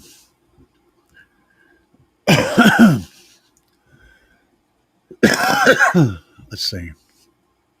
Fuego. Fuego researching. Mercedes C-Class I'm about to do. It's going to be fun. Ooh, European stuff. I was thinking about doing the new Crescendo Cartel 18s. Not familiar with those particular drivers. It's got a cool name though. I'll say that. The Crescendos, they're going to be good. I mean, they don't make junk, so I like the name though. Cartel 18s. Yeah, I like that. It sounds good. I don't have any idea what they look like or what they perform like, but uh, DC Audio 18s. Yeah, level 6. My buddy's running the one that did the big score today or yesterday. Was it yesterday? Yesterday. With two 18s, he's using the Trinity H series 18s. Just so y'all know, that's what he's running them on in a single tar amps 15K, and a whole lot of batteries. A lot of batteries, guys. He has a lot of batteries. um, let's see here. DC because it's local. Yeah, feel you. 6 car V XFs and a 6th B pillar on a single shock 8K. Oh yeah. Yep. At 1.3 until I get the other two shock 8Ks. Hell yeah, man. You're gonna love it. That's a nice setup. I'm a big fan of these 8K, these shock 8K amplifiers, dude. I'm gonna tell you guys right now, seriously, there's not a better option out there for getting power. They're clean, they're solid, they're reliable as hell, and they're inexpensive. Oh my God, what else do you want? You know, if you do decide to buy from Slapz, though, be sure to use my discount code. It helps me out a big time, and it helps you out. You save money, I get money. Everybody's happy. Also keeps my relationship with Slapz nice and strong, which is always a positive. I'm trying to get hooked up with people that I can get you guys discounts for, and people that I think are cool. And if you're looking for anything on DJ Dirty Bass's website, by the way, anything on their website, and they do carry Slapz also on DJ Dirty Bass. He does carry Slapz, though my discount at Slapz on Slapz gear is better than the discount at DJ Dirty Bass on Slapz gear. Having said that, he carries a lot of different stuff, a lot of different amplifiers, all that stuff. My discount code there is CAE. So if you go over to DJ Dirty Bass's website and buy anything, pen drives, music, rebase stuff, or equipment, wire, whatever you buy, use discount code CAE. Save yourself some money. Same thing, of course, with Big Jeff. I've got a lot of people that I'm working with. So pretty much any kind of build you want, I've got a discount code to save you money on every single component in that build. Got 6 scar VFS. Yeah, that's what he was talking about on the other 2 shock 8Ks. According to DC equals money, though. Yeah. That said, I'm doing their OFC wire that's legit, and it goes with my color scheme. That's a true thing, man. Like, here's the thing: when you're doing car audio wire, I'm gonna tell you straight up. This is from somebody who has insanely thoroughly tested and abused car audio power wire. Okay, I have a ton of experience with this, and here's the facts. Okay, if you're going to run car audio wire from a car audio brand, whatever that brand is, pick it for the color that you want. Because there's literally no significant difference between one or the other unless it's really, really cheap stuff and it has really small copper content. Pick something that's from a good brand, that's got good copper content, that's the color that you want, because that's the only really difference. The protection is going to be the same, and it's all pretty bad. Car audio power and power wire, meaning the power and grounds. Car audio wire has a really soft, easy to melt jacket that's only good for interior work. Don't put it outside the vehicle. If you've got to run runs from the front of the car to the back and you want to run them outside the vehicle, use welding wire. The difference in the jacket resilience from welding wire to car audio wire is like night and day. I can turn car audio wire jacket into a puddle of liquid goo with a heat gun. You can't do anything at all to welding wire jacket with a heat gun. It literally doesn't change. It doesn't melt at that temperature. That's a huge thing when you're putting wires in positions where they may be getting hot. So I run welding wire. Of the welding wire out there that I find the best for being flexible, because most welding wire is fairly stiff and hard to work with. That's why car audio wire exists, is so you have a real flexible jacket. That flexible jacket usually means that you have no kind of ruggedness to it. The only exception to that rule is a company called Flex Whip. The wire is orange, almost all. I think all of it's orange. It's not the cheapest wire out there, but it's about the same price as most average wire per size. It has a casing that's as flexible as any car audio wire you've ever had your hands on, but it's also has the same heat resistance as any of the welding wire. So it's very, very tough and it's very, very flexible. It is the best that I have found out of all of the tests that I've done, and I have done a lot of tests. But if you're going to run car audio wire, it needs to be the inside jobs only. Don't put it anywhere where it might be getting hot. It's not going to handle that. The jacket will turn to liquid at a fairly low temperature, and that's not good for insulation. So anyway, there you go. Can it play 10 hertz to 50 hertz? I can play around 15 hertz safely at about 90% power. I don't want to push it all the way up into 100%, but I can play 15 hertz pretty solid. I usually keep it above the low 20s because I play my shit real hard, real hard. I don't go easy on it. I give it a full plate of potatoes every time I turn it on.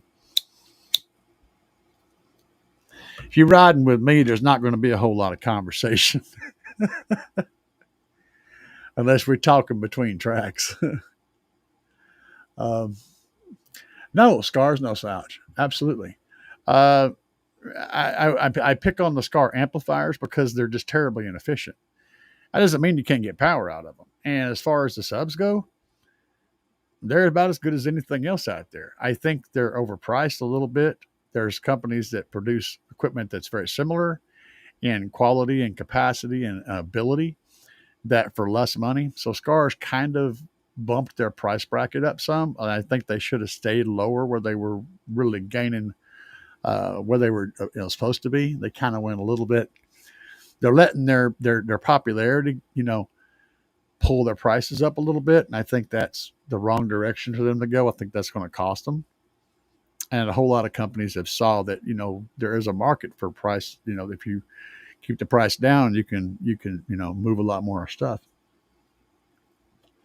But yeah, they got good, man. I've seen some really nasty builds with nothing but Scar equipment. They do good. The amps are just inefficient. There's a lot of amps out there that are really inefficient though. Quiet RAM. It's like you'd probably be louder with 2 amps on 6 subs. I had 3 amps on 615s, and everything ran better and loaded better with 2 amps. Yeah, it's a little trickier. It's a little trickier to get 3 or more. Getting 2 balanced is one thing, but when you go to doing multiple amps and like mini amps in the same chambers, you can get a little wonky. You can get off kilter pretty quick because there's different loading from the subs. The loading, some of them are going to load a little easier off of different corners and stuff inside the box, where some that are closer to the port may load different from the ones that are further from the port. All that crap is taken into consideration. So you want to introduce a even kill for both amplifiers. You want them both to be seeing the same basic thing happening in the box. So whatever subs you're running, having two means you can put three on each side or two on each side, and get a similar loading of everything together, and then the amps can be more homogeneous. If you're doing three, then your odds are you're going to have everything divided up in a weird way, where you may have one set that's loading harder than the other set, and that causes the amplifier to not do the right. It just makes it sketch. So yeah, he's 100% accurate on that. Hopefully, I explained why, at least to enough of a degree that your brain can do the rest. You know what I'm saying? 4 Scar VFX 15s in my build, doing good. Hell yeah. So I said, don't diss on Scar subs, man. They got some good subs. I think, like I said, I think they're pricing them a little bit higher than they should, but nothing wrong with that. Especially if you're getting them, if you get them used and stuff, you can do it real good with those. I've even seen those Rockville subs. I've seen a build using Rockville subs. He was continually in the high brackets or winning in his bracket. If it depends on what you're doing with them. If you're burping them, you can get away with it. But if you're trying to play power on them for a long period of time, then they're probably going to cook the voice coils. But if all you're doing is burps and stuff in the lanes, you can get a lot of those Rockville subs. It's all good when you got to go. You got to go. Yeah, no doubt, dude. I take that water pill, man, and things start happening. The body goes, "Hey, you know what? We got things to do. Let's get this water out of here." Quiet Ram. I'll see. Get a ton of work to do. Still doors, still new windshield, more cabin work. Hell yeah, dude. It never ends. BassHead stuff is what keeps me going though. If it wasn't for this crap, dude, I would literally. Right now, I went from driving a truck where I was at work 7 days a week, for many years, and then all of a sudden I wasn't doing any work anymore. And buddy, that was like hitting the end of a train track. And not only was I not working anymore, but I was also looking at death, an imminent death. And so I went from one completely different life to another completely different life. And the only thing that stayed the same was the BassHead stuff. And that's the stuff, that constant that I managed to hold on to, is what kept my kill even. You know what I'm saying? And it's got me through all this stuff, the YouTube and the BassHead stuff, and you guys, the interactions with you guys. I live for it. Nobody else does multiple hours of live show. It's like an hour and a half, they're done. We've been on here for more than 3 hours many times. It's because I enjoy hanging out with you guys. This is just like we're all sitting around talking, and that's what I enjoy doing. And y'all make this possible, not me. Car Audio Seeker said one downside of them is they 26 millimeters X Max. I'm not sure which particular subs we're talking about, but yeah, that's the thing. And just to give you guys a rough idea, the old school like Rockford stuff, and most of that stuff is all like 15, 16 millimeters of X Max. They didn't have a lot. That's why they don't really do SPL very well. The Slapz subs have the new version 2 Oblivions have got 31 millimeters of X Max one way. And most of the really high end Sundown stuff has got like 45 millimeters of X Max one way. Somewhere in that range. So you can kind of have an idea where that number falls in. At 26 millimeters is a little bit limited, but you can make up for it with cone area. So it is what it is. I mean, it's all about what you're trying to do.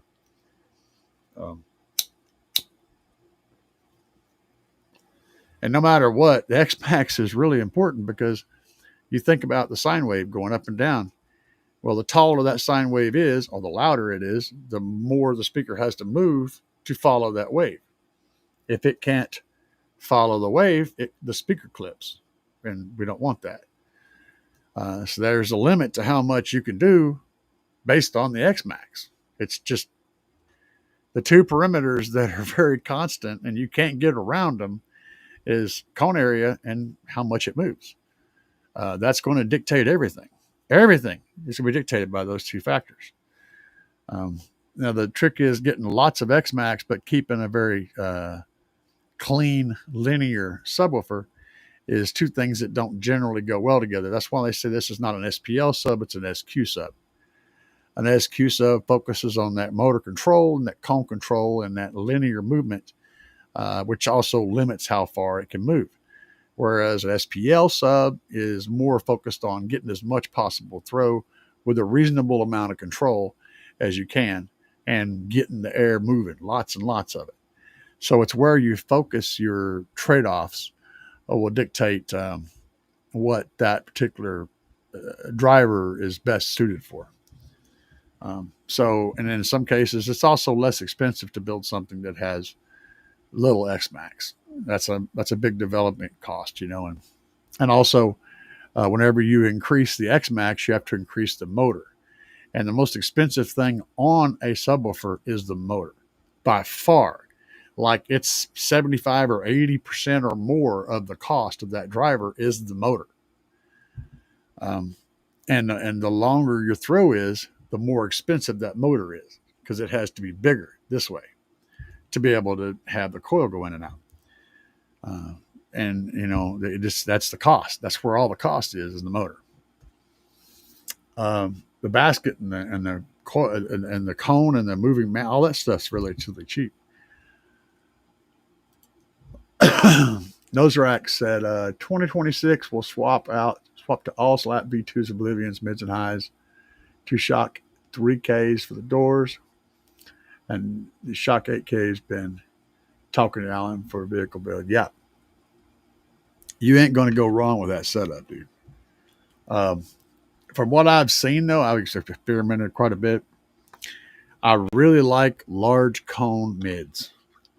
So run the biggest, if you're going to do a complete redesign, get the biggest possible mids you can get in your doors. Whatever that is, the biggest cone area mid you can put in there, put that in there. You're going to like the way that sounds. It's going to really give you the benefits that you're looking for. And DC is level 6, 34 millimeters X max, yeah, and 38 BL. Ooh, that's a real nice sub. Fuego said, what percentage of a 150 dB build should be dedicated to the electrical upgrades? I'd say like 60 to 70%.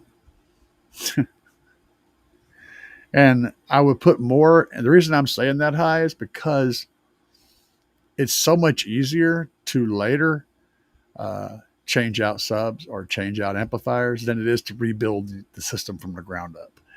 You're going to be burying that electrical system. It's going to be the bottom. It's going to be inside of everything. Getting that established to being stronger than what you need is going to help you across the board. When you start changing out parts, you're still going to have power and reserve to be able to handle that. You don't want to go with just the basic, what you need, because you're going to wind up having to go back and redo it. So build that electrical system like you build a foundation on a house you're going to spend the rest of your life in. That's the idea. Build it strong.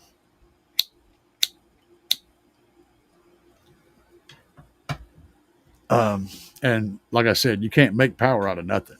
You're literally turning DC into AC. The more you're putting into the amplifier, the more you're going to get out.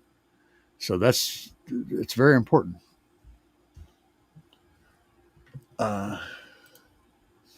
Nasrak said the 10K to 50 or 10 hertz to 50 hertz.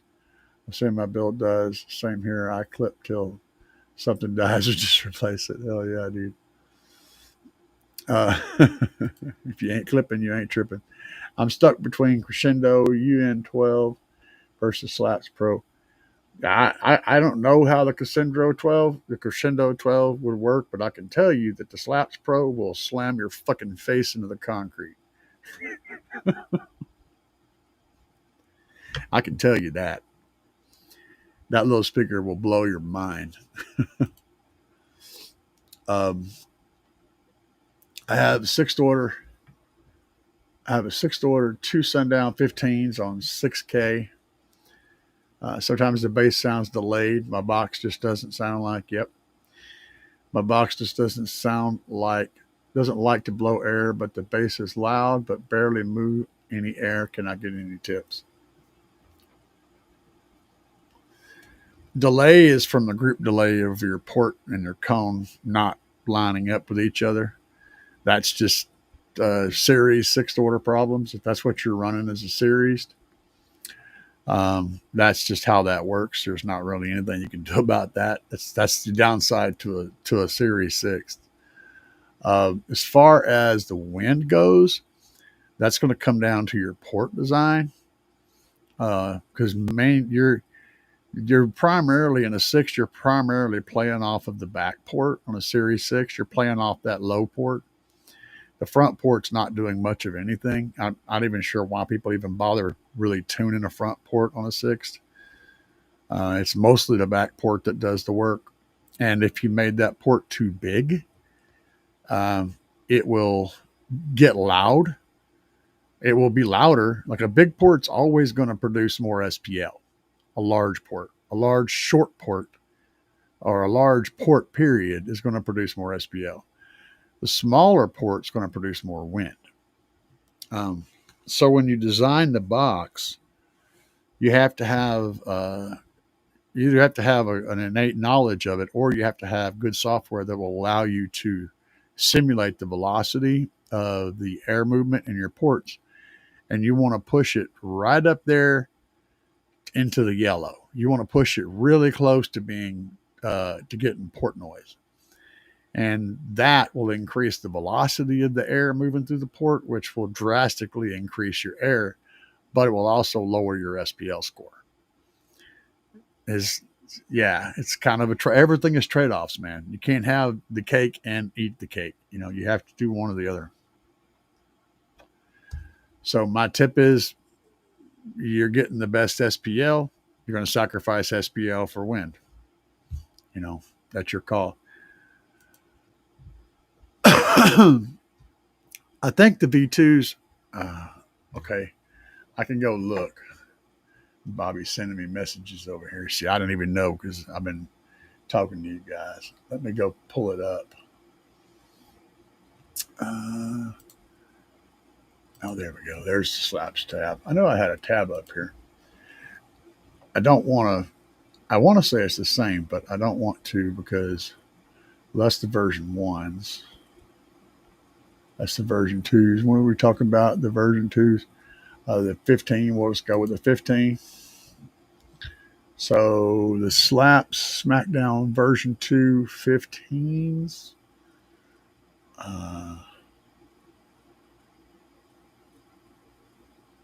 Cutout diameter. Port tuning. It's got 24 BL, 33 millimeters one way. That's a very, very nice amount of power, nice amount of movement. So yeah, they got 33 millimeters one way travel, the 15s. And just so you guys know that the travel, the X Max, how far it moves in and out, that is 100% controlled by the spider. Zero of it has anything to do with the surround. The surround just allows for the movement to happen, but the spider is what controls it. If you want more X Max, you have to have a spider that can go further, but you also have to have a motor that has more depth and all that stuff. It's but the spider is what stops it. Play around with your front port, add 45s, and round off any hard corners. Yeah, that will help with your wind. Yep, it'll help with your lows too a little bit. 100%. That's good advice. Also, make sure you're sealed off really well.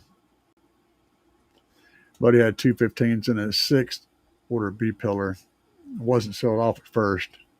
When he got it sealed off completely, he gained 10 dB. Yep. You got any leaks, it'll damn sure do it. Um, if you're, I'm pretty sure it's talking about the seal around the bottom. So you're sealing the cab away from the back.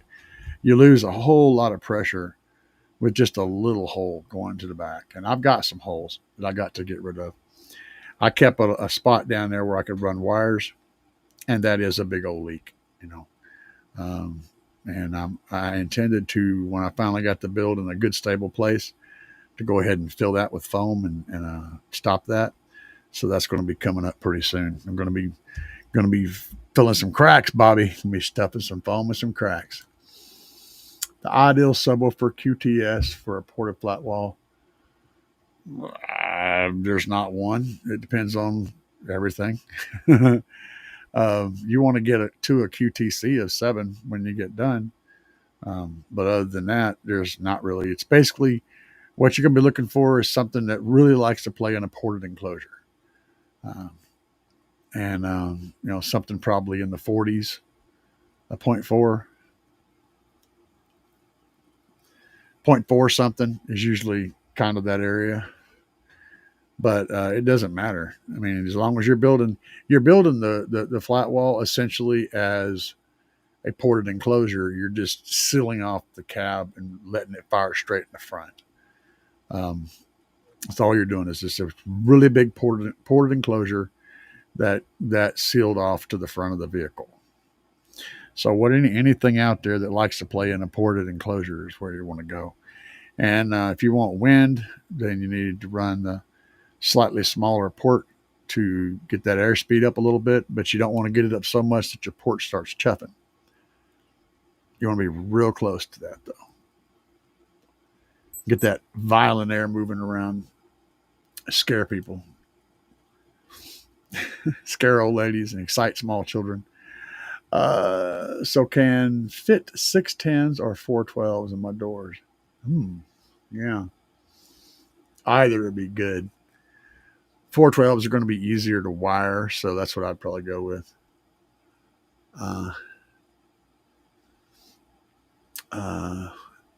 So yeah, I'd probably go with 412s, just simpler to wire and a little bit less cone area, and it'd be cooler.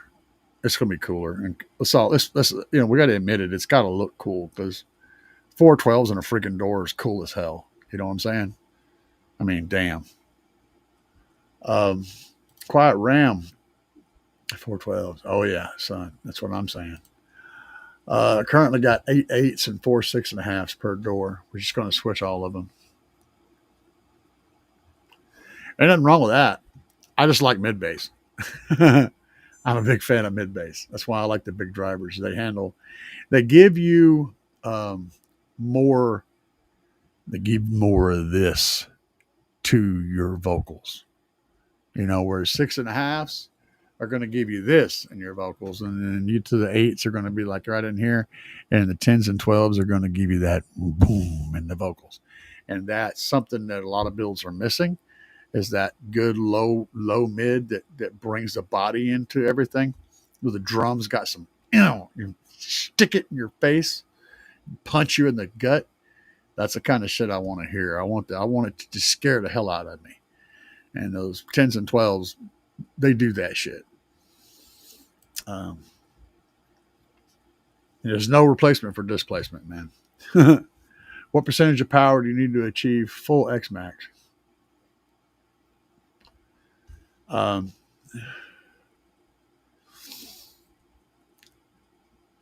can be a complicated question.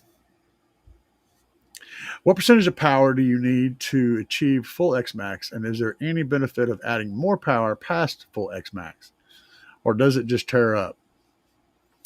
I'm curious about what 70% BL means in most subs.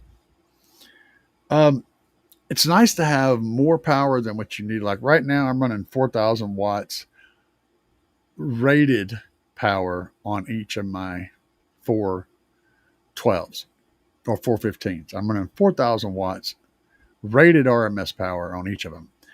But here's the kicker. So when your impedance starts rising, and say it gets up to 3 to 4 ohms of resistance, and it will uh, easily, at its peak, at that speaker's FS, it's going to start hitting that, and it's going to really impede, which means the amp's only going to be producing about half of its rated power at that point. And the Shock 8Ks will actually produce about 5,000 watts at about 3.5 to 4 ohms, in that range. They're actually producing more than half their power, which means I'm running about, when my impedance rise happens, I'm actually putting about 2,500 watts on each sub.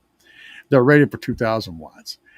And depending on the box, depending on the port tuning, depending on all kinds of stuff, those variables can happen. So I recommend running twice as much amplifier as you actually think about. If you're doing big shit, okay, I'm not talking about the average guy running the SQ build or running the street build that he just booms when he's going to work.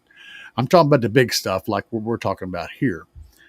I recommend putting twice as much power on it as the rated RMS, because you're going to cut that in half at high impedance loads.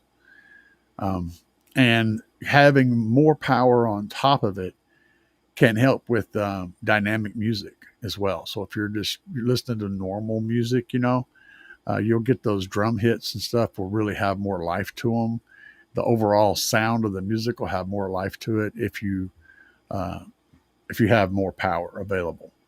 You don't have to use all that power. You can always turn the amp down below. Like you got to set it at clipping, but you can always set it lower than clipping and turn that gain down and use less of that amplifier. And then you're going to be more in the efficiency range too, because amps are far more efficient at higher ohm loads than they are at low ohm loads, which means you're turning more of that power that you're giving from the electrical system into bass. If you are pushing an amp that's an 8,000 watt amp and you're running 2,000 watt subs, you're pushing that amp as hard as you can, which means it's in its most inefficient state, which means that more of the power that you're sending into the amplifier is getting turned into heat than normal. Whereas if you're running 2 8Ks at 2 ohms instead of 1 ohm, now the amps are more efficient. They should be making the same amount of power given the double ohm load, right? But not necessarily, because an amplifier is going to turn more of the power coming in into power going out at higher ohm loads. It's going to function more efficiently. You're not going to be wasting as much power as heat. And the amplifier is not going to be driven as hard. So technically, you should get the same power, but you're actually going to get more than that, even though you've doubled the ohm load. So there's a whole lot of information here, I know. I usually go with double the power because at 4, all right, let's put it this way.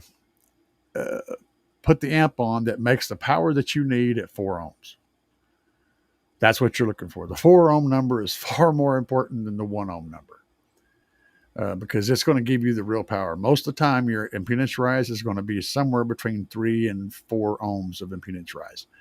So if you rate the amplifier at 4 ohms to match the subwoofer, you're going to be giving the subwoofer that RMS power at that high impedance load, which is where things are going to get happening anyway. Hopefully that answered your question. Digging Low, what's up, man? Welcome to the show. Alex Danzler. Sup, OG? What's up, man? I am definitely an OG. I'm an OG.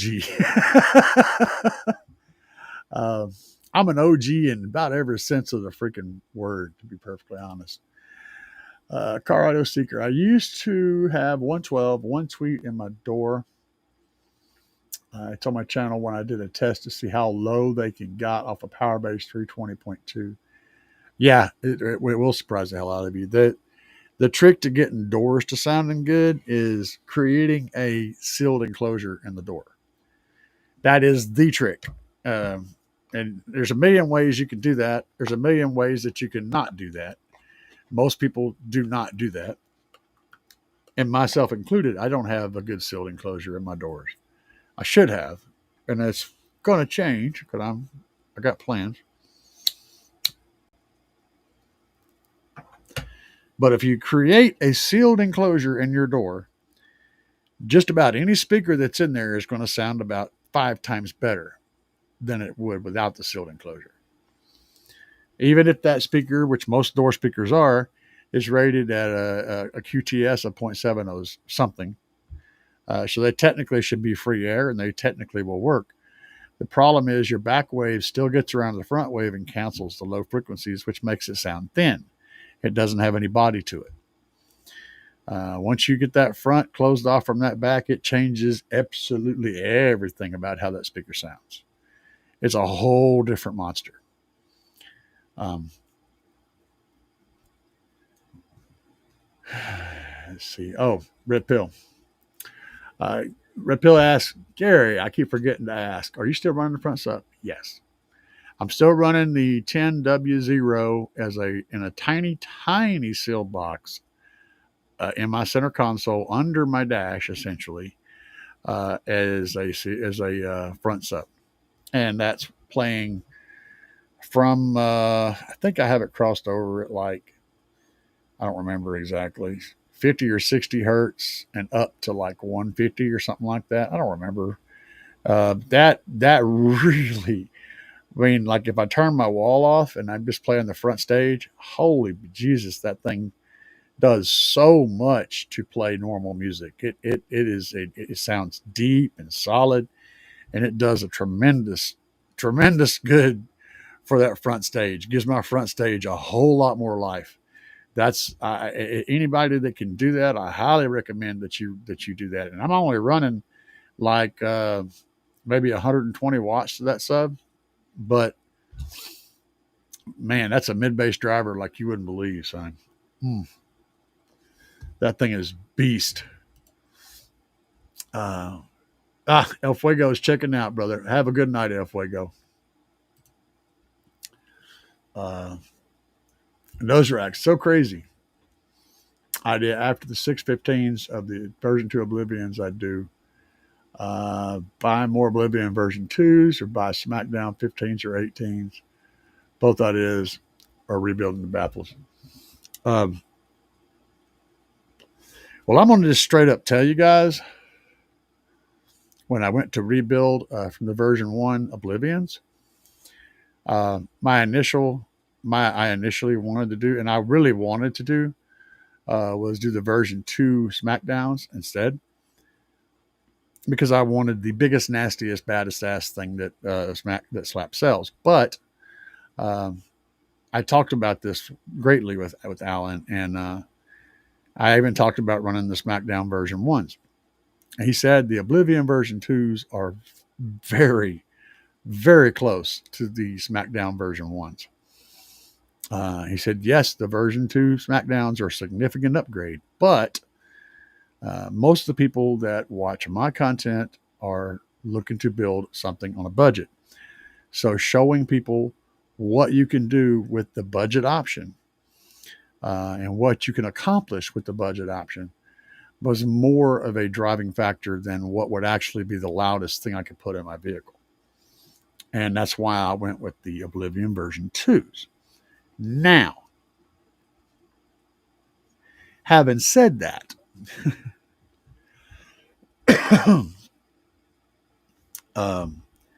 we're doing big shit with those Oblivion version 2s. They absolutely bring a hell of a hurricane to the party. I can't imagine what we could get out of the SmackDowns. But I also know how heavy the damn things are. So the Oblivion version 2s are 50-pound subwoofers. And for my broken down body, that's a difficult thing to manage. I had to get a young fella on my team over to load my subs for me. And I would have been still probably out there fighting with those things, me and my wife trying to put those big ass subs in. They do a phenomenal job. I mean, they really do. One of the things I'll recommend doing though, if you're tearing into your box and you're redoing it, something I found that actually was really good call is epoxy inside the box. Um, it is the funny thing about wood is it's porous, right? But epoxy is not. Epoxy is completely solid. Um, when you're redoing your box, break out some chip brushes, get that easy pour epoxy that I'm using. It comes in the two half a gallon bottles. You mix it 50-50 and walk it off. Walk it off, man. Rub some dirt in it. Um, that stuff, you use it and brush it around inside the box and get, in the corners and all that stuff. It will change the box like significantly. It's a big damn deal. And you can hear the difference. So if you go into your box and you stick your head in there and you're like, boom, boom, echo, echo, right? And you listen to how it sounds and then you epoxy it and let it set up and you do the same exact thing, you will hear dramatically the difference in that way that echo happens inside the box. It creates a much, much, much more solid surface that's less porous, and the sound waves get captured and reflected, and it will change big time how the box performs. So if you can't do that, at least paint it like thickly, multiple layers inside. But that epoxy is going to be the best. And I reckon you could mix epoxy and paint together and do that too. I didn't think about trying that. That may be my next trick to do. Make an epoxy paint. Interesting concept. But yeah, rebuilding. Yeah, just double them up, man. Just layer them up. Make them thicker. Uh, Red Pill said, "I have the jump seat, not the fancy center console like you." That one sucks. I have my eye on the 10 WaveTech Pro Morel. Blah, blah, blah. Yeah, I mean, many of these work with only. Yeah, you don't even have to worry about that, dude. You're not trying to create sub bass. You're just trying to create mid bass, basically. You can put any driver in a tiny box, give it a little bit of power, and get the mid bass that you're looking for. So don't go spending the money on a flat sub. In fact, you're probably going to blow it.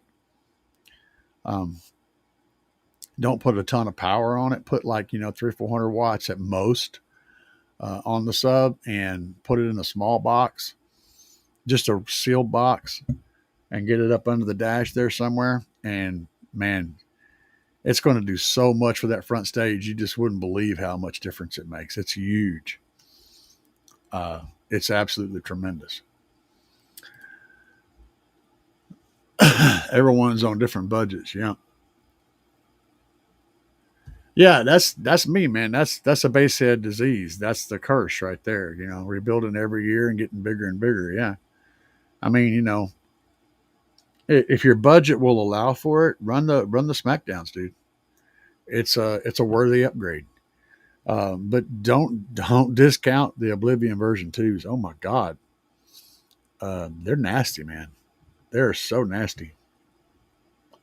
And right now, you can pick up the SmackDown version 1s pretty inexpensively, um, and get basically a slightly better version of the version 2 Oblivions. You get a little more motor force, a little bit more motor. Um, there's several things that are slightly bumped up from that, but they're similar, but they're a little bit better. And you can pick those up at a reasonable price if you can get enough of them for your build. That'd be a good call. That'd be a totally good call. The only downside to that is recon parts may not be available at some point in the future. I don't know. I don't know how that all works. I don't blow subs. I blow up tweeters, but I don't blow up subs. So I don't have to ever deal with that. Just throwing out there that that's something that you would consider, Let's see here. Talon.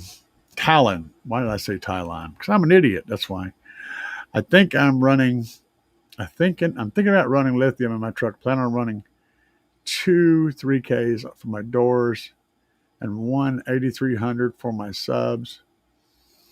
Uh, that'd be a slaps, not slaps. That'd be a truck under lithium 10K. That's what you'd want to pick up for that. That would do the job 100% without any problems at all. And then even on the stock charging system, it would still handle all of that without any problems. And if you ever wanted to go bigger and you put a bigger alternator on, you could run that. That battery would take you up into the 15,000 watt territory without any issues. I know this from personal experience.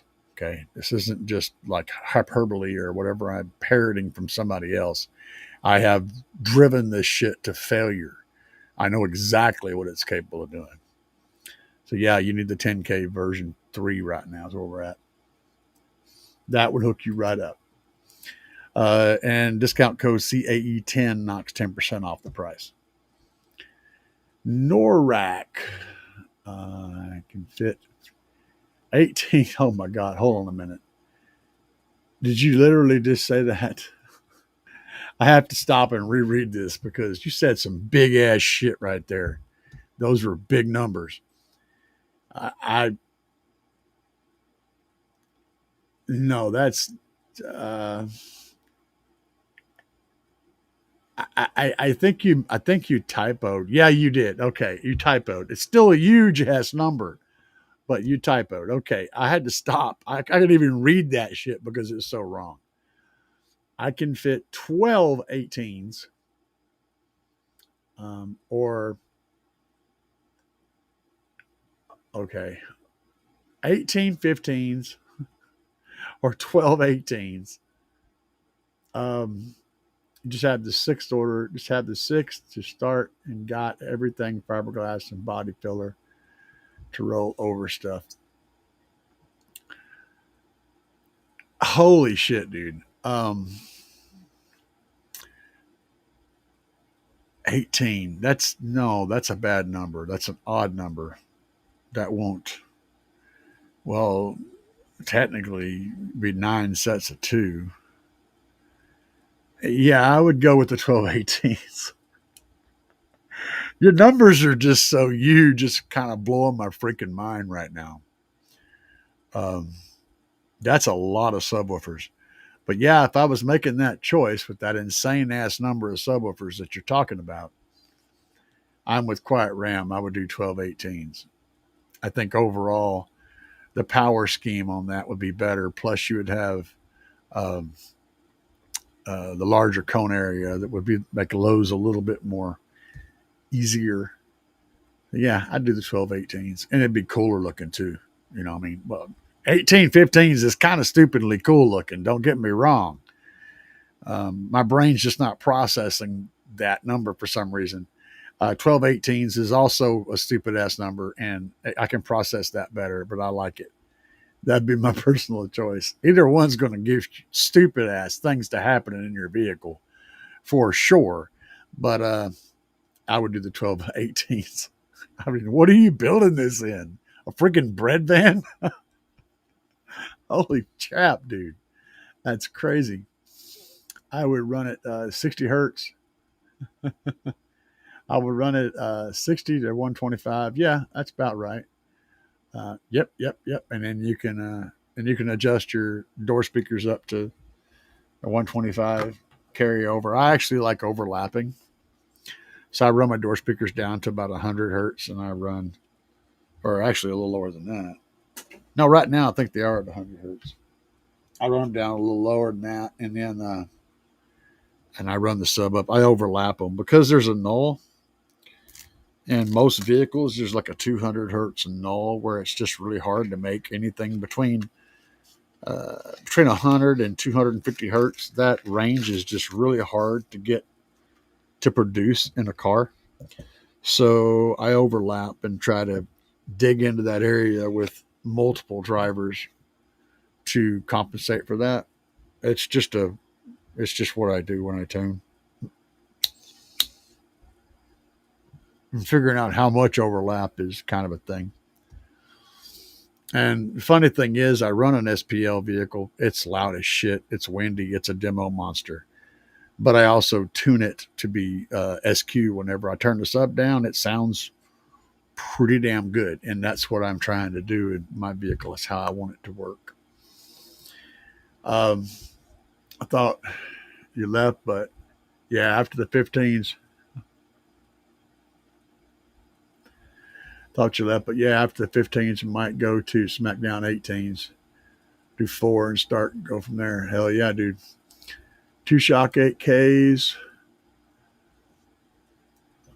2 shock 8Ks on 418 C pillar 6th, 320 alt,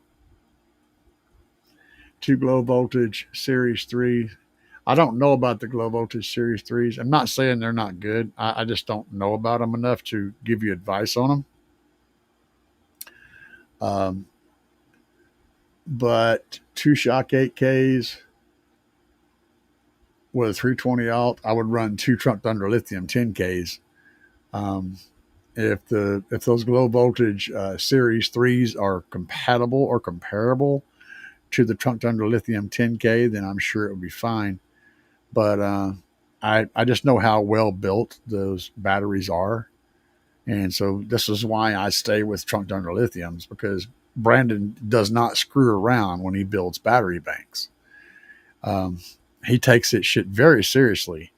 He tests the shit to extreme failure many, many times over to find the exact right conductors to use and everything. He's very, very picky, and he's very thorough about his testing, and he's detail oriented, and I like that kind of person building my shit. So, I mean, that's just what I run now. Electrically, or the cells could theoretically be the same cells, but I would still prefer to have something that Brandon designed and built rather than just about anybody else, because I know how picky he is about the stuff he does and how well he does it. And that's just the facts. That said, if they're comparable voltage or cell wise, then I'm sure it'll be fine. Um, that sounds like a solid build if those batteries are comparable to the 10Ks. Franco Quaid, what's up, man? Great show. Have a great week, everyone. Talk to you next time. Yep. Good. See you later, man. See you later. Quiet Ram. I got 615s on a B pillar flat wall, 97 Dodge Ram. That's a busy, busy cab. I really like that idea. It sounds good. I want to cut out the back cabin and do 818s in a walkthrough. Be prepared for a ton of work, like a ton of work. But when you get done, you'll have some serious freaking shit. But it's going to be a ton of work, a whole lot of new things that you have to learn, a whole lot of new areas that you're going to get into. And if you want something to kind of get your brain busy because you've already done this thing before, yeah, this is definitely the thing that's going to do that. It's a whole new enterprise doing a blow through. But yeah, that'll be wicked cool, man. Quiet Ram, that's what I did, and mine went for 8 Walmart Gothic 12s. Hell yeah, on 2 5Ks in the 6. I mean, that thing hit too, man. Don't ever discredit those cheap subs, because in a properly built box with the right amount of power on them, you can get a lot of stupid shit done with a relatively inexpensive subwoofer, as long as everything is correct for it. You know what I'm saying? Mine went for the Gothics, yeah, 2 5Ks. Hell yeah, get her done, brother. I want a 6 order too, yeah. And then, like I said, 6 order is great. It's just hard. It takes a lot of spend the money and get someone to design it for you, or buy a design from somebody that already exists out there, because you don't want to screw it up. You do not want to have to go back and try to fix a screw up in a 6. If you get the 6 right, it's going to be freaking amazing, and you're going to be very happy with it. But you're looking at, a couple $1,000s of material Even if you're really cheap and you just really do the very bare essentials, you're still looking at least $1,000 of materials to build that. Don't don't cheap out on not getting the design right. Make sure that what you're building is what's going to work. You don't want to have to go back and do it again because that's going to suck. But at bare minimum, at least get that rear port right because that's the one that's going to be the magic. You're going to be playing 90% of your shit off that rear port, not off the front port. The front port's easy to change and you can change it and you can do whatever. Just make sure that rear port is right. That's the important one. You might look at a design kind of like EXO is running in his van, where he's got a semi horn thing going on. And I've seen some really, really good shit with that build, with that kind of a build. Essentially, you've got the floor goes up as it goes back, and that creates a loaded horn. Whenever the sound comes out of that rear chamber, it ends up in a horn because the floor and the ceiling are separating as it moves forward. That can be extremely good, so look into that design too. That's kind of a thing that a lot of people are doing, but a few people are doing it. They're getting stupid ass numbers out of it. 815s on 9 8K Oblivions V2s. Let me read this. 1815s on 9 Oblivion V2s or 12 18s Smackdowns on 12 8Ks.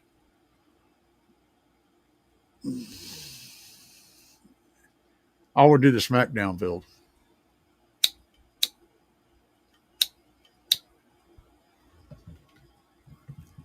But to be honest, you don't necessarily need to run 8,000 watts on each of those Smackdowns. You could get away with the 5Ks. The 5Ks are going to be pretty close to perfect for those. So if it's obviously they're going to be less expensive.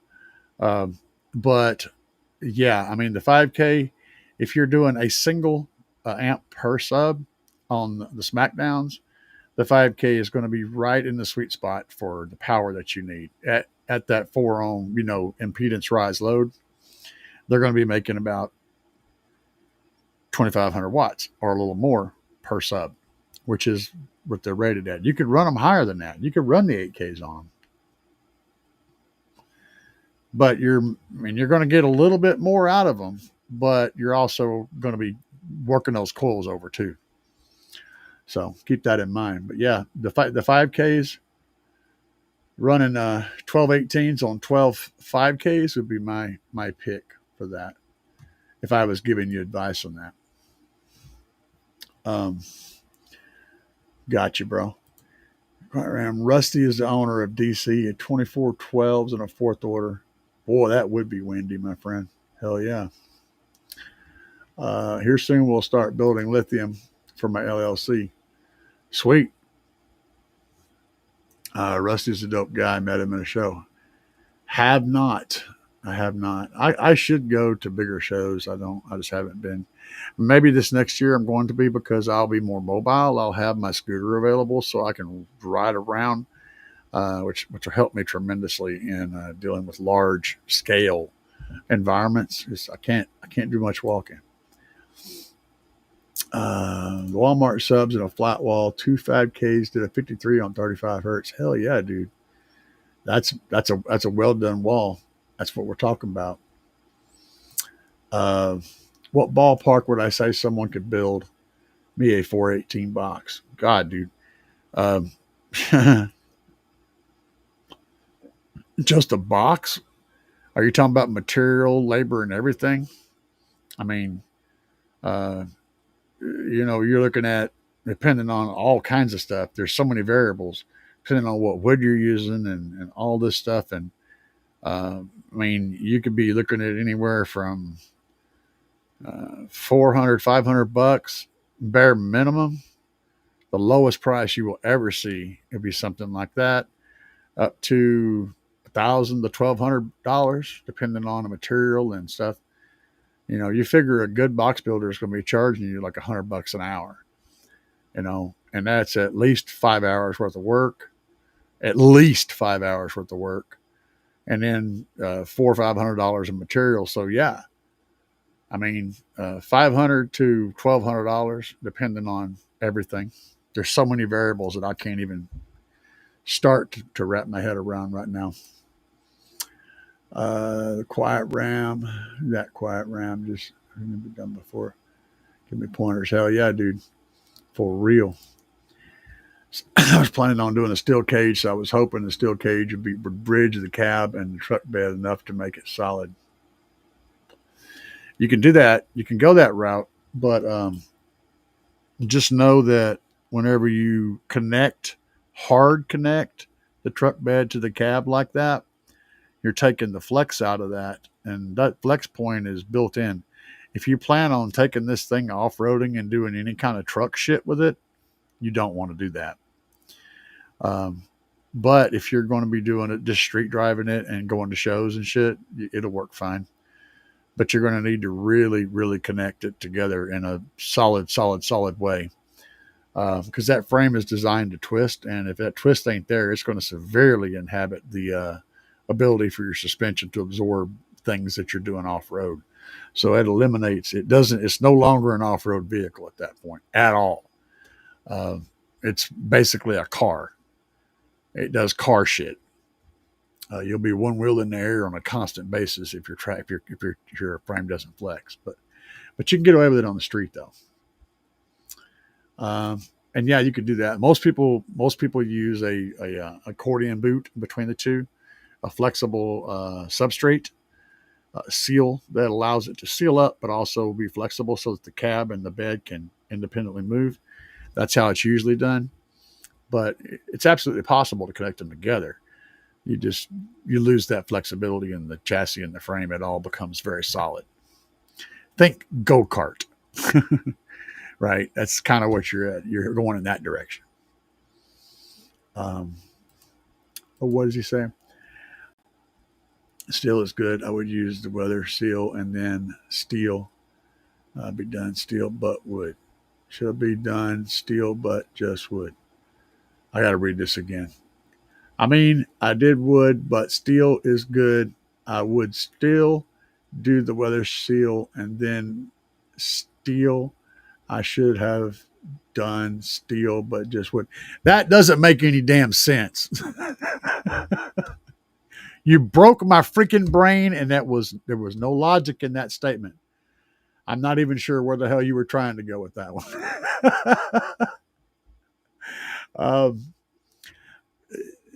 Yeah, either one. There's a whole lot of really, really good videos out there of people doing blow-throughs. And there's lots of different ways to do it. I've never seen anyone make it fully rigid, though. That'd be a different thing. And for crazy for cray bass, I would say that's probably the way to go. But like I said, it's not going to be an off-road vehicle anymore. The weather seal, it's basically an accordion looking thing, and you can buy it. You just got to look the shit up on the internet. You can buy it. There's multiple different companies that make it, but I'm not sure what it's actually used for in the real world, but it's got like an accordion deal and a little grippy like split part on either end that you stick up on the metal, and then it leaves an accordion kind of a flexi bit in the middle. But yeah, I don't know exactly.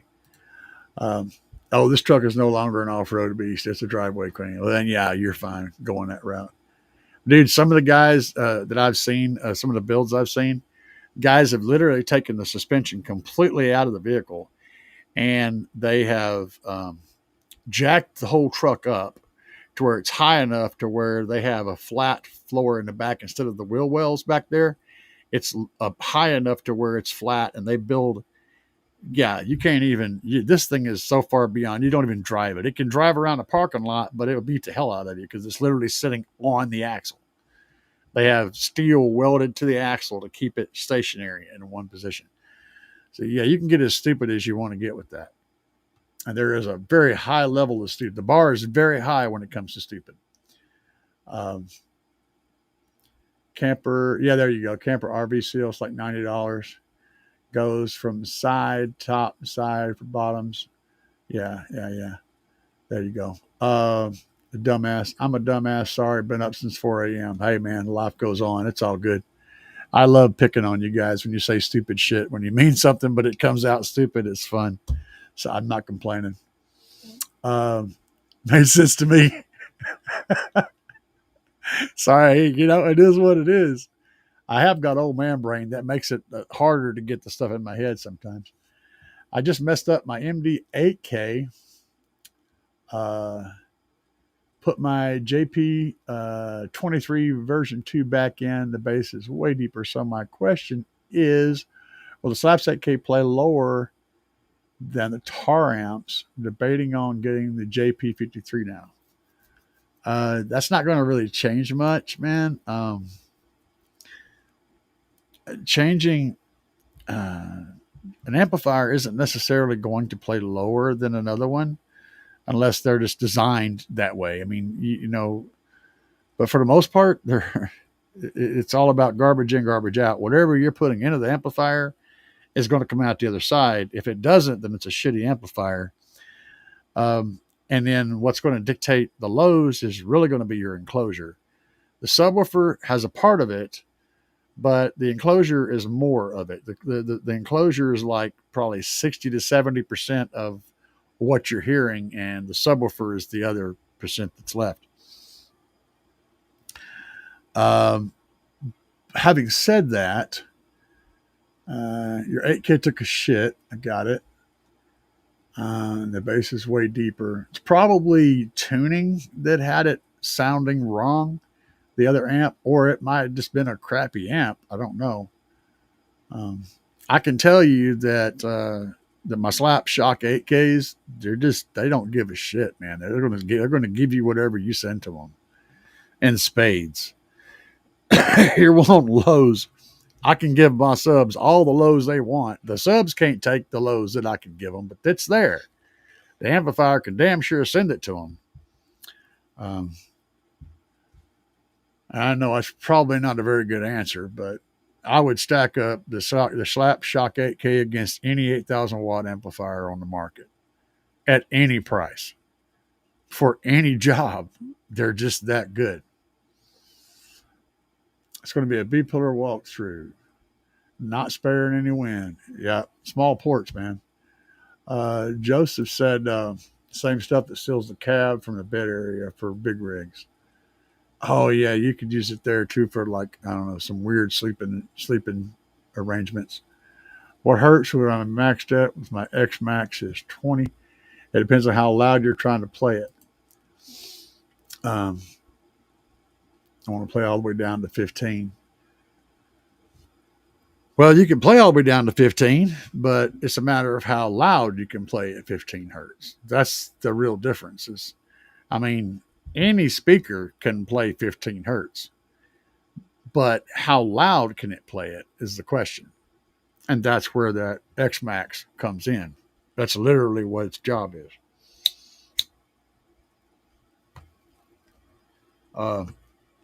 So you're going to want to find a subwoofer that has a nice amount of X Max, and you're going to want to build the enclosure a little bit smaller so that it's got a little bit more control. And you're going to want to build the port a little bit tighter so it's a little more restrictive, again, to keep that control. If you're going to be trying to play lows, you're going to tune for that. You're going to be tuned to like 20 or 18 hertz, something like that. And you want the box, the chamber size, the remaining chamber to be a little smaller than what it would be normally with that same port. And you want to lean towards a thinner port so you have a little bit more restrictive port. Basically, that's just to keep the sub under control at those extremely low frequencies. That's kind of how you do that. And then you want as much throw as you can get out of a subwoofer. Car audio seeker, tune your port low. Yeah, I just shrunk my port, made it longer. Yep. Just like Gary went from BL to barely with 18, slamming 16. Exactly. You did exactly what I did. And that makes a freaking difference. 100%. You can shrink your net volume a bit too if you want more back pressure on the subs to hit lows, but it doesn't crinkle, so it doesn't crinkle the surround or bottom out the coil. Exactly, 100%. That's what I just said. I like Quiet Ram. He's on freaking point, man. Mine and his brain are like Siamese twins going down the hallway. Shoot left, I shoot right. We'll kill every damn thing.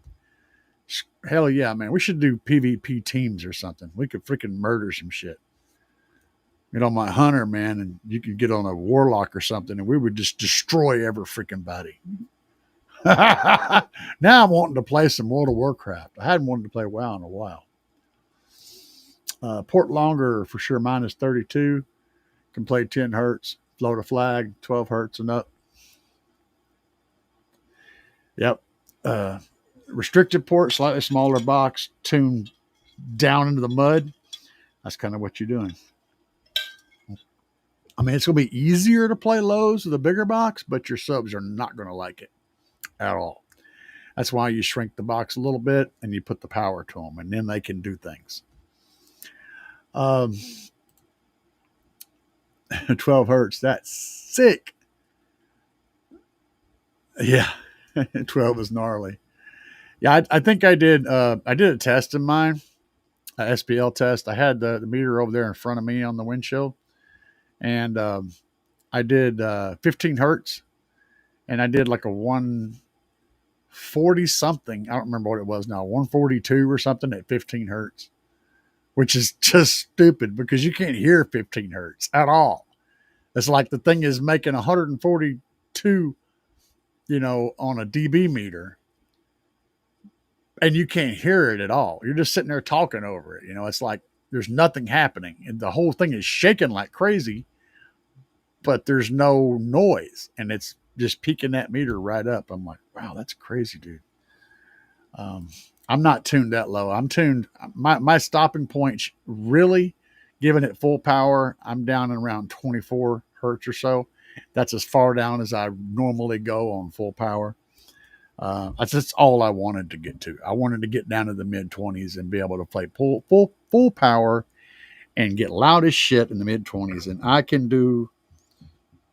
Why am I? I'm stuck. Oh my God, I'm attached to this table. Holy crap, what's going on? Okay, here we go. Now, better. At 24 hertz, I can do, in a 154 and some change. That's freaking off the chain. That's where I wanted to be, and that's where I had gotten to. Oh, dude, yeah. Well, there's a reason why, man. Like I said, they freaking do their power. They're inexpensive. They're reliable. I've never shut one off ever, and I've done all kinds of stupid to them. I mean, like I said, I would put them up against any amplifier in that same power range at any price. I don't care. They would perform right alongside the best out there. No problem. I have zero issues with those. Those things have been so incredibly reliable and solid. And guys, you have to understand what I do to audio equipment. All right. Most people jam their system on the way home, 20-minute drive maybe.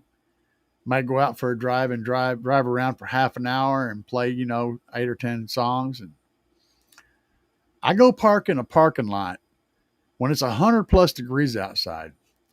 My vehicle will sit there and idle for 8 to 10 hours. And I'll be doing back-to-back demos all day long in heat advisory temperatures.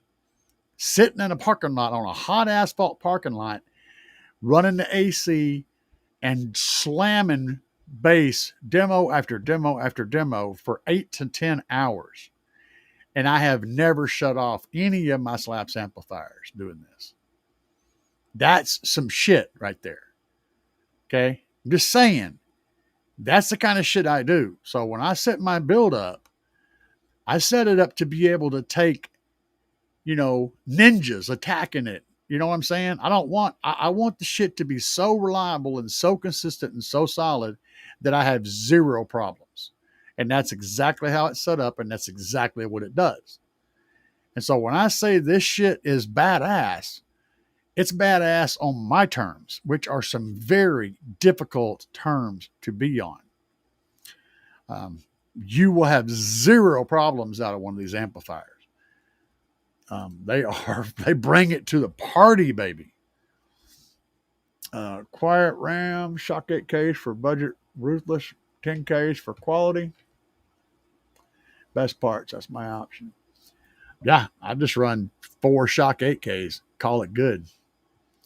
I have no problem with ruthless gear. I haven't beat the shit out of it with a sledgehammer, and I have the Slapz.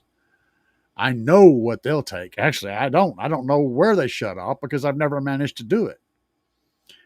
Um, I bought my 10Ks when they were cheap. Prices gone up.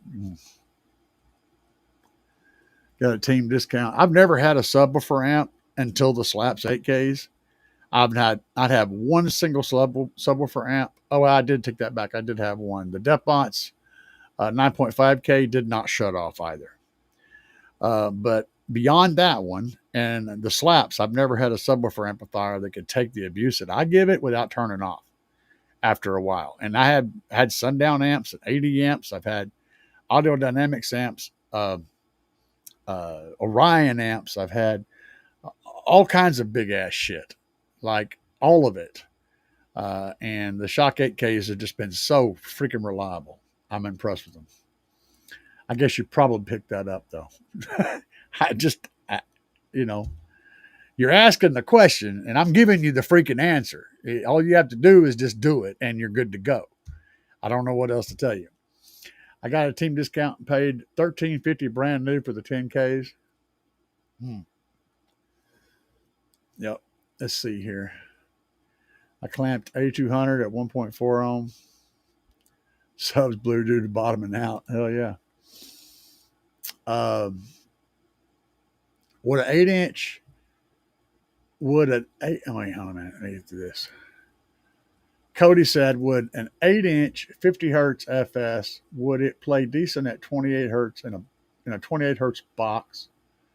Or does a sub lose efficiency when playing that low? It's more about the box that causes the efficiency drops.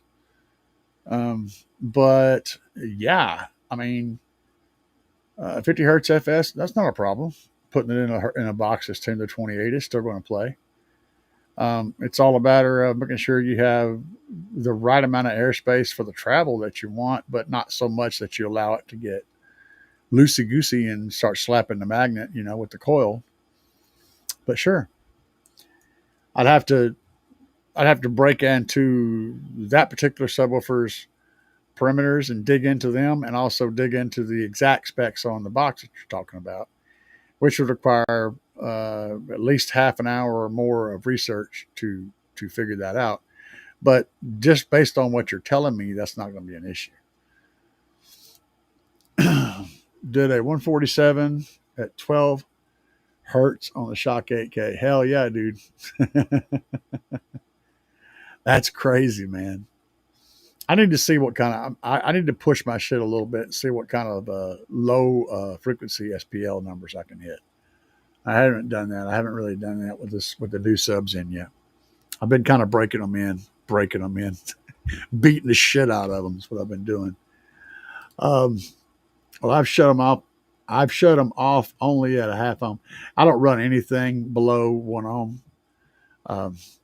That's just, I just don't have any need to do that.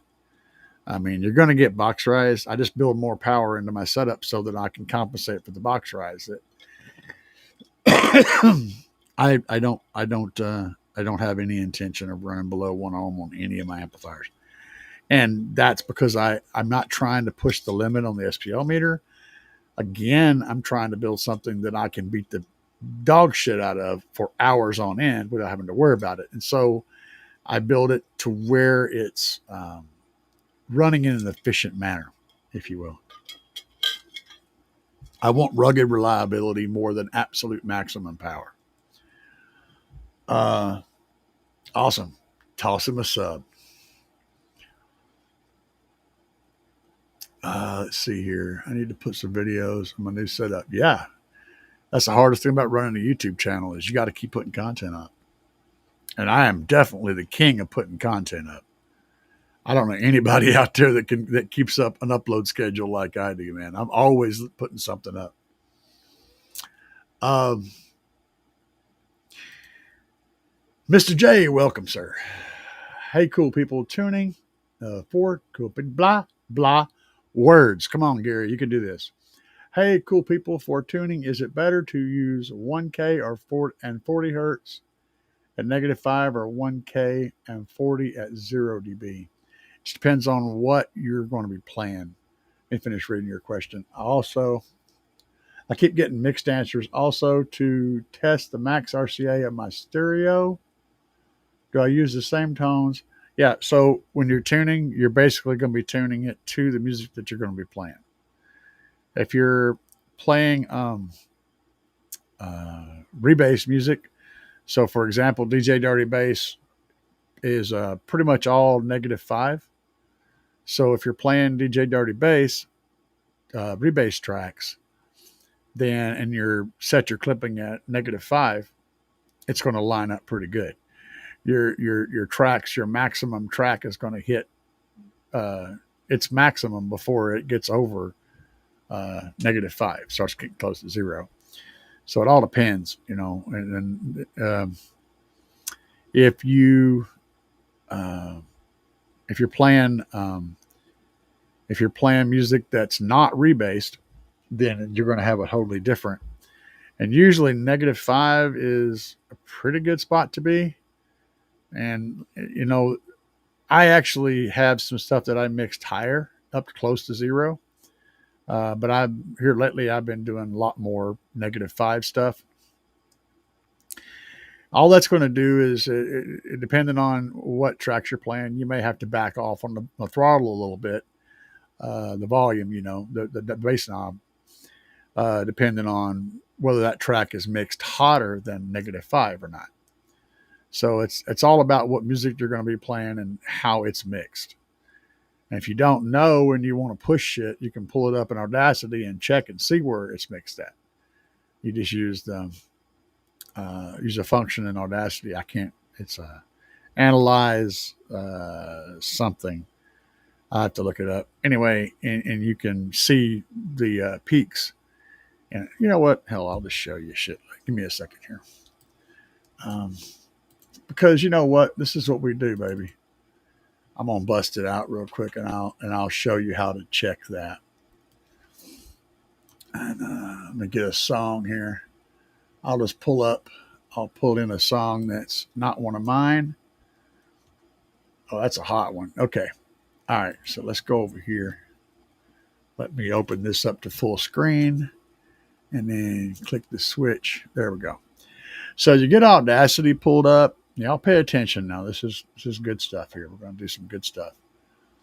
And then drag your song into Audacity that you're wondering about. This is the music. Then just highlight the whole thing like that so it all turns blue. Click on Analyze and Plot Spectrum. Now, this is showing you the whole song's output, right? You notice this peak. This is always your peak frequency. You can see that peak frequency is 36 hertz. Now, you see it's going up here in this area here. So let's just go ahead and zoom in on it so we can see a lot more accurately what's happened at the very top. And we can see that he's actually going pretty hot. This is almost to 0. This is past -1. -5 would be down here. Okay. So this track would be hotter. Now this is a Redbeard track. He's basically mixing to 0. All right. That's what's happening here. If we zoom in even further and run that thing all the way up, we can see that he's pretty much mixing to 0. That's where he's cutting off at. So that's DJ Redbeard. And that's what that track looks like. Now, let me go find another track over here. All right, here's one that I rebased. Let's not start it. Let's put it over here. I'm going to slide it in the same window. Now, this is one of my tracks that I rebased, and let's analyze it.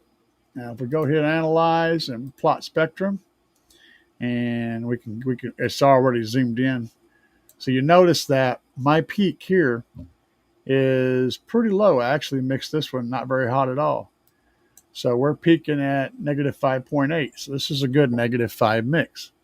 And you can see the difference in my peaks right here versus Redbeard's peaks. So these two songs are going to play at completely different levels. And that's what you're tuning to whenever you're setting your gains. This is a good track too, by the way. The Bad Wolves Zombie rebased. I did a pretty good job on that. I don't think I uploaded that one, but we'll do one more. Let me see if I can find if I have. I have a lot of Redbeard stuff in here. I tell you what. Here's a competition track. This is for the top dog. So if you're competing in a competition where you have a top dog class, they make you play this other track. I'm gonna get rid of these. Get them out of the way. You have to play this track in that competition. We'll zoom in and get it filled up here. So let's look at it. We'll go to Analyze, Plot Spectrum, and then we can see that track. Now that track is mixed at, oh wow, what is that track mixed at? Let me see. Let me back off a little bit. Yeah, that track's actually mixed really hot. That track actually goes past positive. Yep, it goes past. That's why I thought, I was like, oh wow, that's pretty hot. It's going positive 6 dB. So that's a hot track. And if you guys can hear this, is that coming through?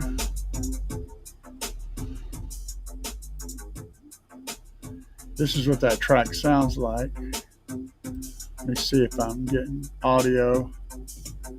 You guys ain't hearing the audio, but yeah, that's what that track is. That's a hot track. So this is what we're talking about when they're saying doing that. Okay. Now, to answer the rest of your question, let me go back and find it again, because I'm trying to make sure you get a good answer. What's the frequency that you want to play at when you're testing? 40 hertz is a good point, because that's typically pretty loud frequency range. So 40 hertz is good, but you can use any frequency range. You can whatever works for you. 40 is a good, and then 1,000 hertz is good for your mids and highs. Sure, because it's kind of in the middle of everything. So hopefully that answered your question with an explanation. It's not quite as simple as the answer you're looking for, but tuning to 0. Let's put it this way. If you tune to 0 and then you play -5, you're not going to clip at -5. But you're not going to maximize your power either. You're going to be leaving some shit on the table. If you tune to -5, you're going to maximize your power at -5. But if you play something that's a 0, you're going to be prone to clipping. That's the answer. That's why it's hard to get a good answer, because it's not an easy answer. They're not rated at 0.5. Oh, they'll run 0.5. They're definitely not rated at 0.5. But the one thing you got to do is apply some cooling. You got to do more cooling. One of the things I'd recommend, if you're going to do that thing that you did, run alt gauge doublers for your power and ground wires on the amplifier, because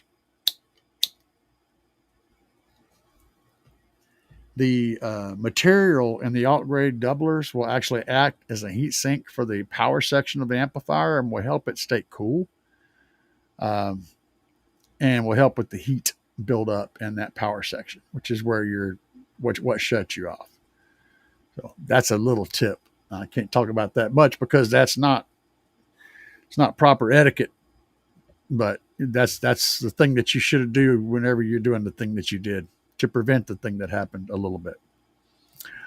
I have 10Ks wired to 0.33, and they can do it all day. Sure. Yep. That's the thing. Yep. The warming thing. Yep. All of that's relevant. And lots of Bach rise. Yep, that's another thing. All of that stuff is relevant.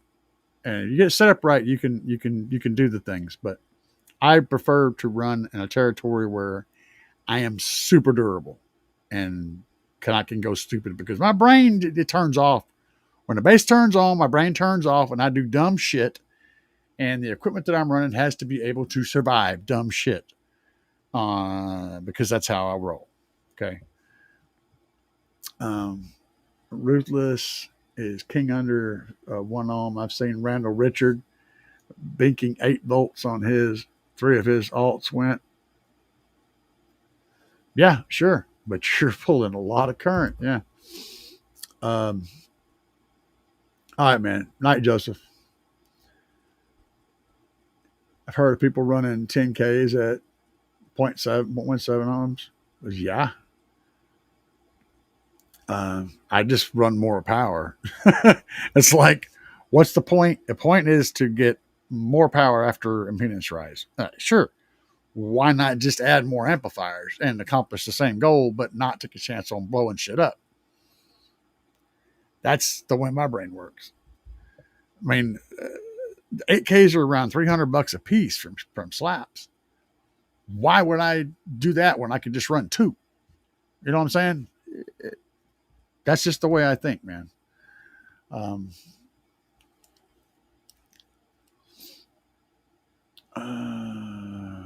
You're running 1 shock 8K. If you're running 1 ohm shock 8K, the size like 3 8Ks or the size of 1 10K. Okay. Let's see here. Would YouTube rebasses be good to use? Yeah, grain of salt, man. It's a mixed bag. So hopefully by you seeing what I showed you with that, how everybody varies and what they do, it's usually sketch, man. So take it with a grain of salt. If you're going to play something that you don't know, go easy and take it easy on the shit. You can get into some nasty shit on YouTube. You just got to be careful. Thank you very much, especially with the video demo with Audacity. I didn't know I could do that. Yeah, I tend to play a lot of older 90s and 2000s music, hip hop. I can show you something else on Audacity. Hang on a second. I'll show you another thing you can do if you want to. I'll give you another piece of information. Do you still recommend electrical high output alternators? Sure. Mine's been running for like 4 years now with 0 problems. Hell yeah, I recommend them. Also, do I fuse the positive from the alternator to battery when you do the big 3? In the front, I would not, because that run is small and it's not going anywhere where it can get into trouble. I would just make sure it's very secure on both ends and make sure that the routing is in such a way that if it come loose on either end, it wouldn't touch anything. Like it's zip tied to shit and whatnot, and you'll be fine. But I'm going to show you one more thing you can do with Audacity, because now that you mentioned it, I'll show you one more trick. We still got that song pulled up. Now, this song registered really hot, right? So we did the analyze and plot spectrum, and it registered like a point. So it's a positive 6, right? Maybe even higher. It's going up. There's a peak that goes on and on, but it's registering hot. What we can do to this, if you really like this track and you want to use it, while you've got the whole thing selected like this, you can go to Effect, and then you can use Amplify, and you see how it's automatically wanting to adjust negative 0.443, because I have allowed clipping turned on. Let's turn allowed clipping off, and I'm going to reopen that. So now it's showing that it's still putting that on there. If I do that, it's going to actually lower it a little bit. And notice it dropped down. It didn't lower it much. If we go back to analyze again and plot spectrum, let's see what it actually did. So it brought it down closer to 0. It's like at 2. But what we can do is just go into Effect, go to Volume, Amplify, And then you take that, bring that into the negative by about 7 or 8, we'll say 8 dB. And this is the new peak limit is zero point 0.8. Now we were like 2 or 2.5 or something above zero. This should get us back down to 5 below. Whoa, that's totally wrong. I did that wrong. Hold on. Let's look at it and see what we did. I screwed that up big time. Plot spectrum. I reduced it by way too much. Yeah, we're below like negative. We're at negative 0.5. 8 negative 8.5. So that's not as much as I thought it was. We'll just go back to edit and then undo amplify. Go to effect. Go to amplify. We'll bring it down to negative like 5. And we'll try that. See what that does. But you can adjust it. The point is, you can adjust this and then you can output this file back out. I see now we're closer. We're like negative 6.2. But you tweak this until you get that output that you want. And then you can export that file and use it on your system without having to worry about it. If you get that to where its peak is about the same as what you got tuned for, then you can safely play this track. And if it's something that's really janky, you can also do another trick. So if I edit, undo, amplify, there's one more trick you can use, but you got to set this up. It doesn't come set up to do this. So if we go to effect and volume and compression and go down to limiter. Now, if you have your limiter set the way I do, and you might want to screenshot that, because you can change all these settings. If you got it set the way I do and you hit apply, you notice how the peaks all went away and it just kind of leveled it out. Did y'all see that? Let me undo it and redo it again. Watch what happens when I put it back. See all these peaks that go up real high now? But then whenever I apply the limiter, how it levels them out and takes away those peaks. And then if we go back and analyze it, we can get, now it's just by adjusting the peaks but keeping the same volume, we're down to, a 0.4. But we've also eliminated a whole lot of those dynamic peaks that would cause different sounds to happen. So you can adjust how the music is going to be interpreted. You can change it. This is basically a mixing tool. You can do a tremendous amount of shit with this tool, guys. This is huge. This thing can do. I build all my music with Audacity, dude. It's like what I use. But anyway, I just want to give you guys a quick little show there. See what else is happening before we're going to be shutting this off pretty soon because I'm getting tired and I got to go finish this video. I got to go back outside and work some more. Rebased car audio seeker. What's up, man? You showed up just in time that I'm getting ready to bail. You could duplicate the track in a low pass and high pass. Yep, I can do that. I do that stuff all the time. Yep. Normalize effect and put peak limit on. Yep, you can do all of that. You're getting into the more advanced versions, but yeah, that's what I do. That's essentially how I rebase a lot of music, is by duplicating the track and then low passing one, high passing the other. And then I put another low pass filter on the lows to crunch it a little more and get rid of all the harmonics. And then I will raise and lower the key based on what key is available and figure out whether I need to play a harmonic of the key or whether I can play the actual key. There's so much stuff. A lot of times I'll actually create my own bass line because that bass line is just too wonky and I want something that's cleaner and neater for the subwoofers to be happier. So I'll go through and one by one create each individual bass note for the entire song. So there's a lot of work that goes into rebasing. Good rebasing takes a lot of effort, but I use this tool for most of it, if not all of it. Anyway, we are going to get the duck out of here tonight. I'm glad you guys showed up and hung out with me for 3.5 hours. And be sure to hit that subscribe button, slam that like button, share and comment on the live after it goes up as a video because that helps it get promotion. Guys, I love you. Let's get the duck out of here, baby.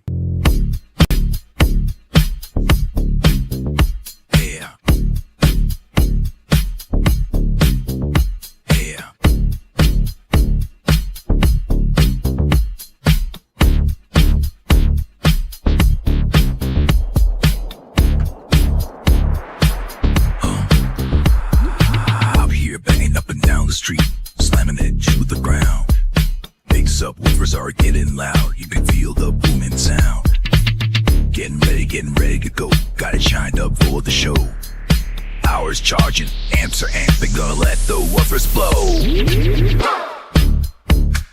Another one bites the dust. Another one bites the dust. And another one goes, and another one goes, Y'all and be another sure one to show bites the love dust. to everyone you meet. We got Pass more at on home. love to other Another people. one We bites don't the need dust. no meanness. We don't need no hate. We don't need no anger. This world needs love. And you are the one responsible for what you do. Eyes are glowing and the amps smoking. Subs are cherry red. Let me keep jamming, gotta keep the bass slamming, gonna go hard till they're dead. Full power, gotta let it go. 20 hertz in the floating air. Sparks are flying, voice coils are frying, and the smoke is in the air. Another one bites the dust. Another one bites the dust.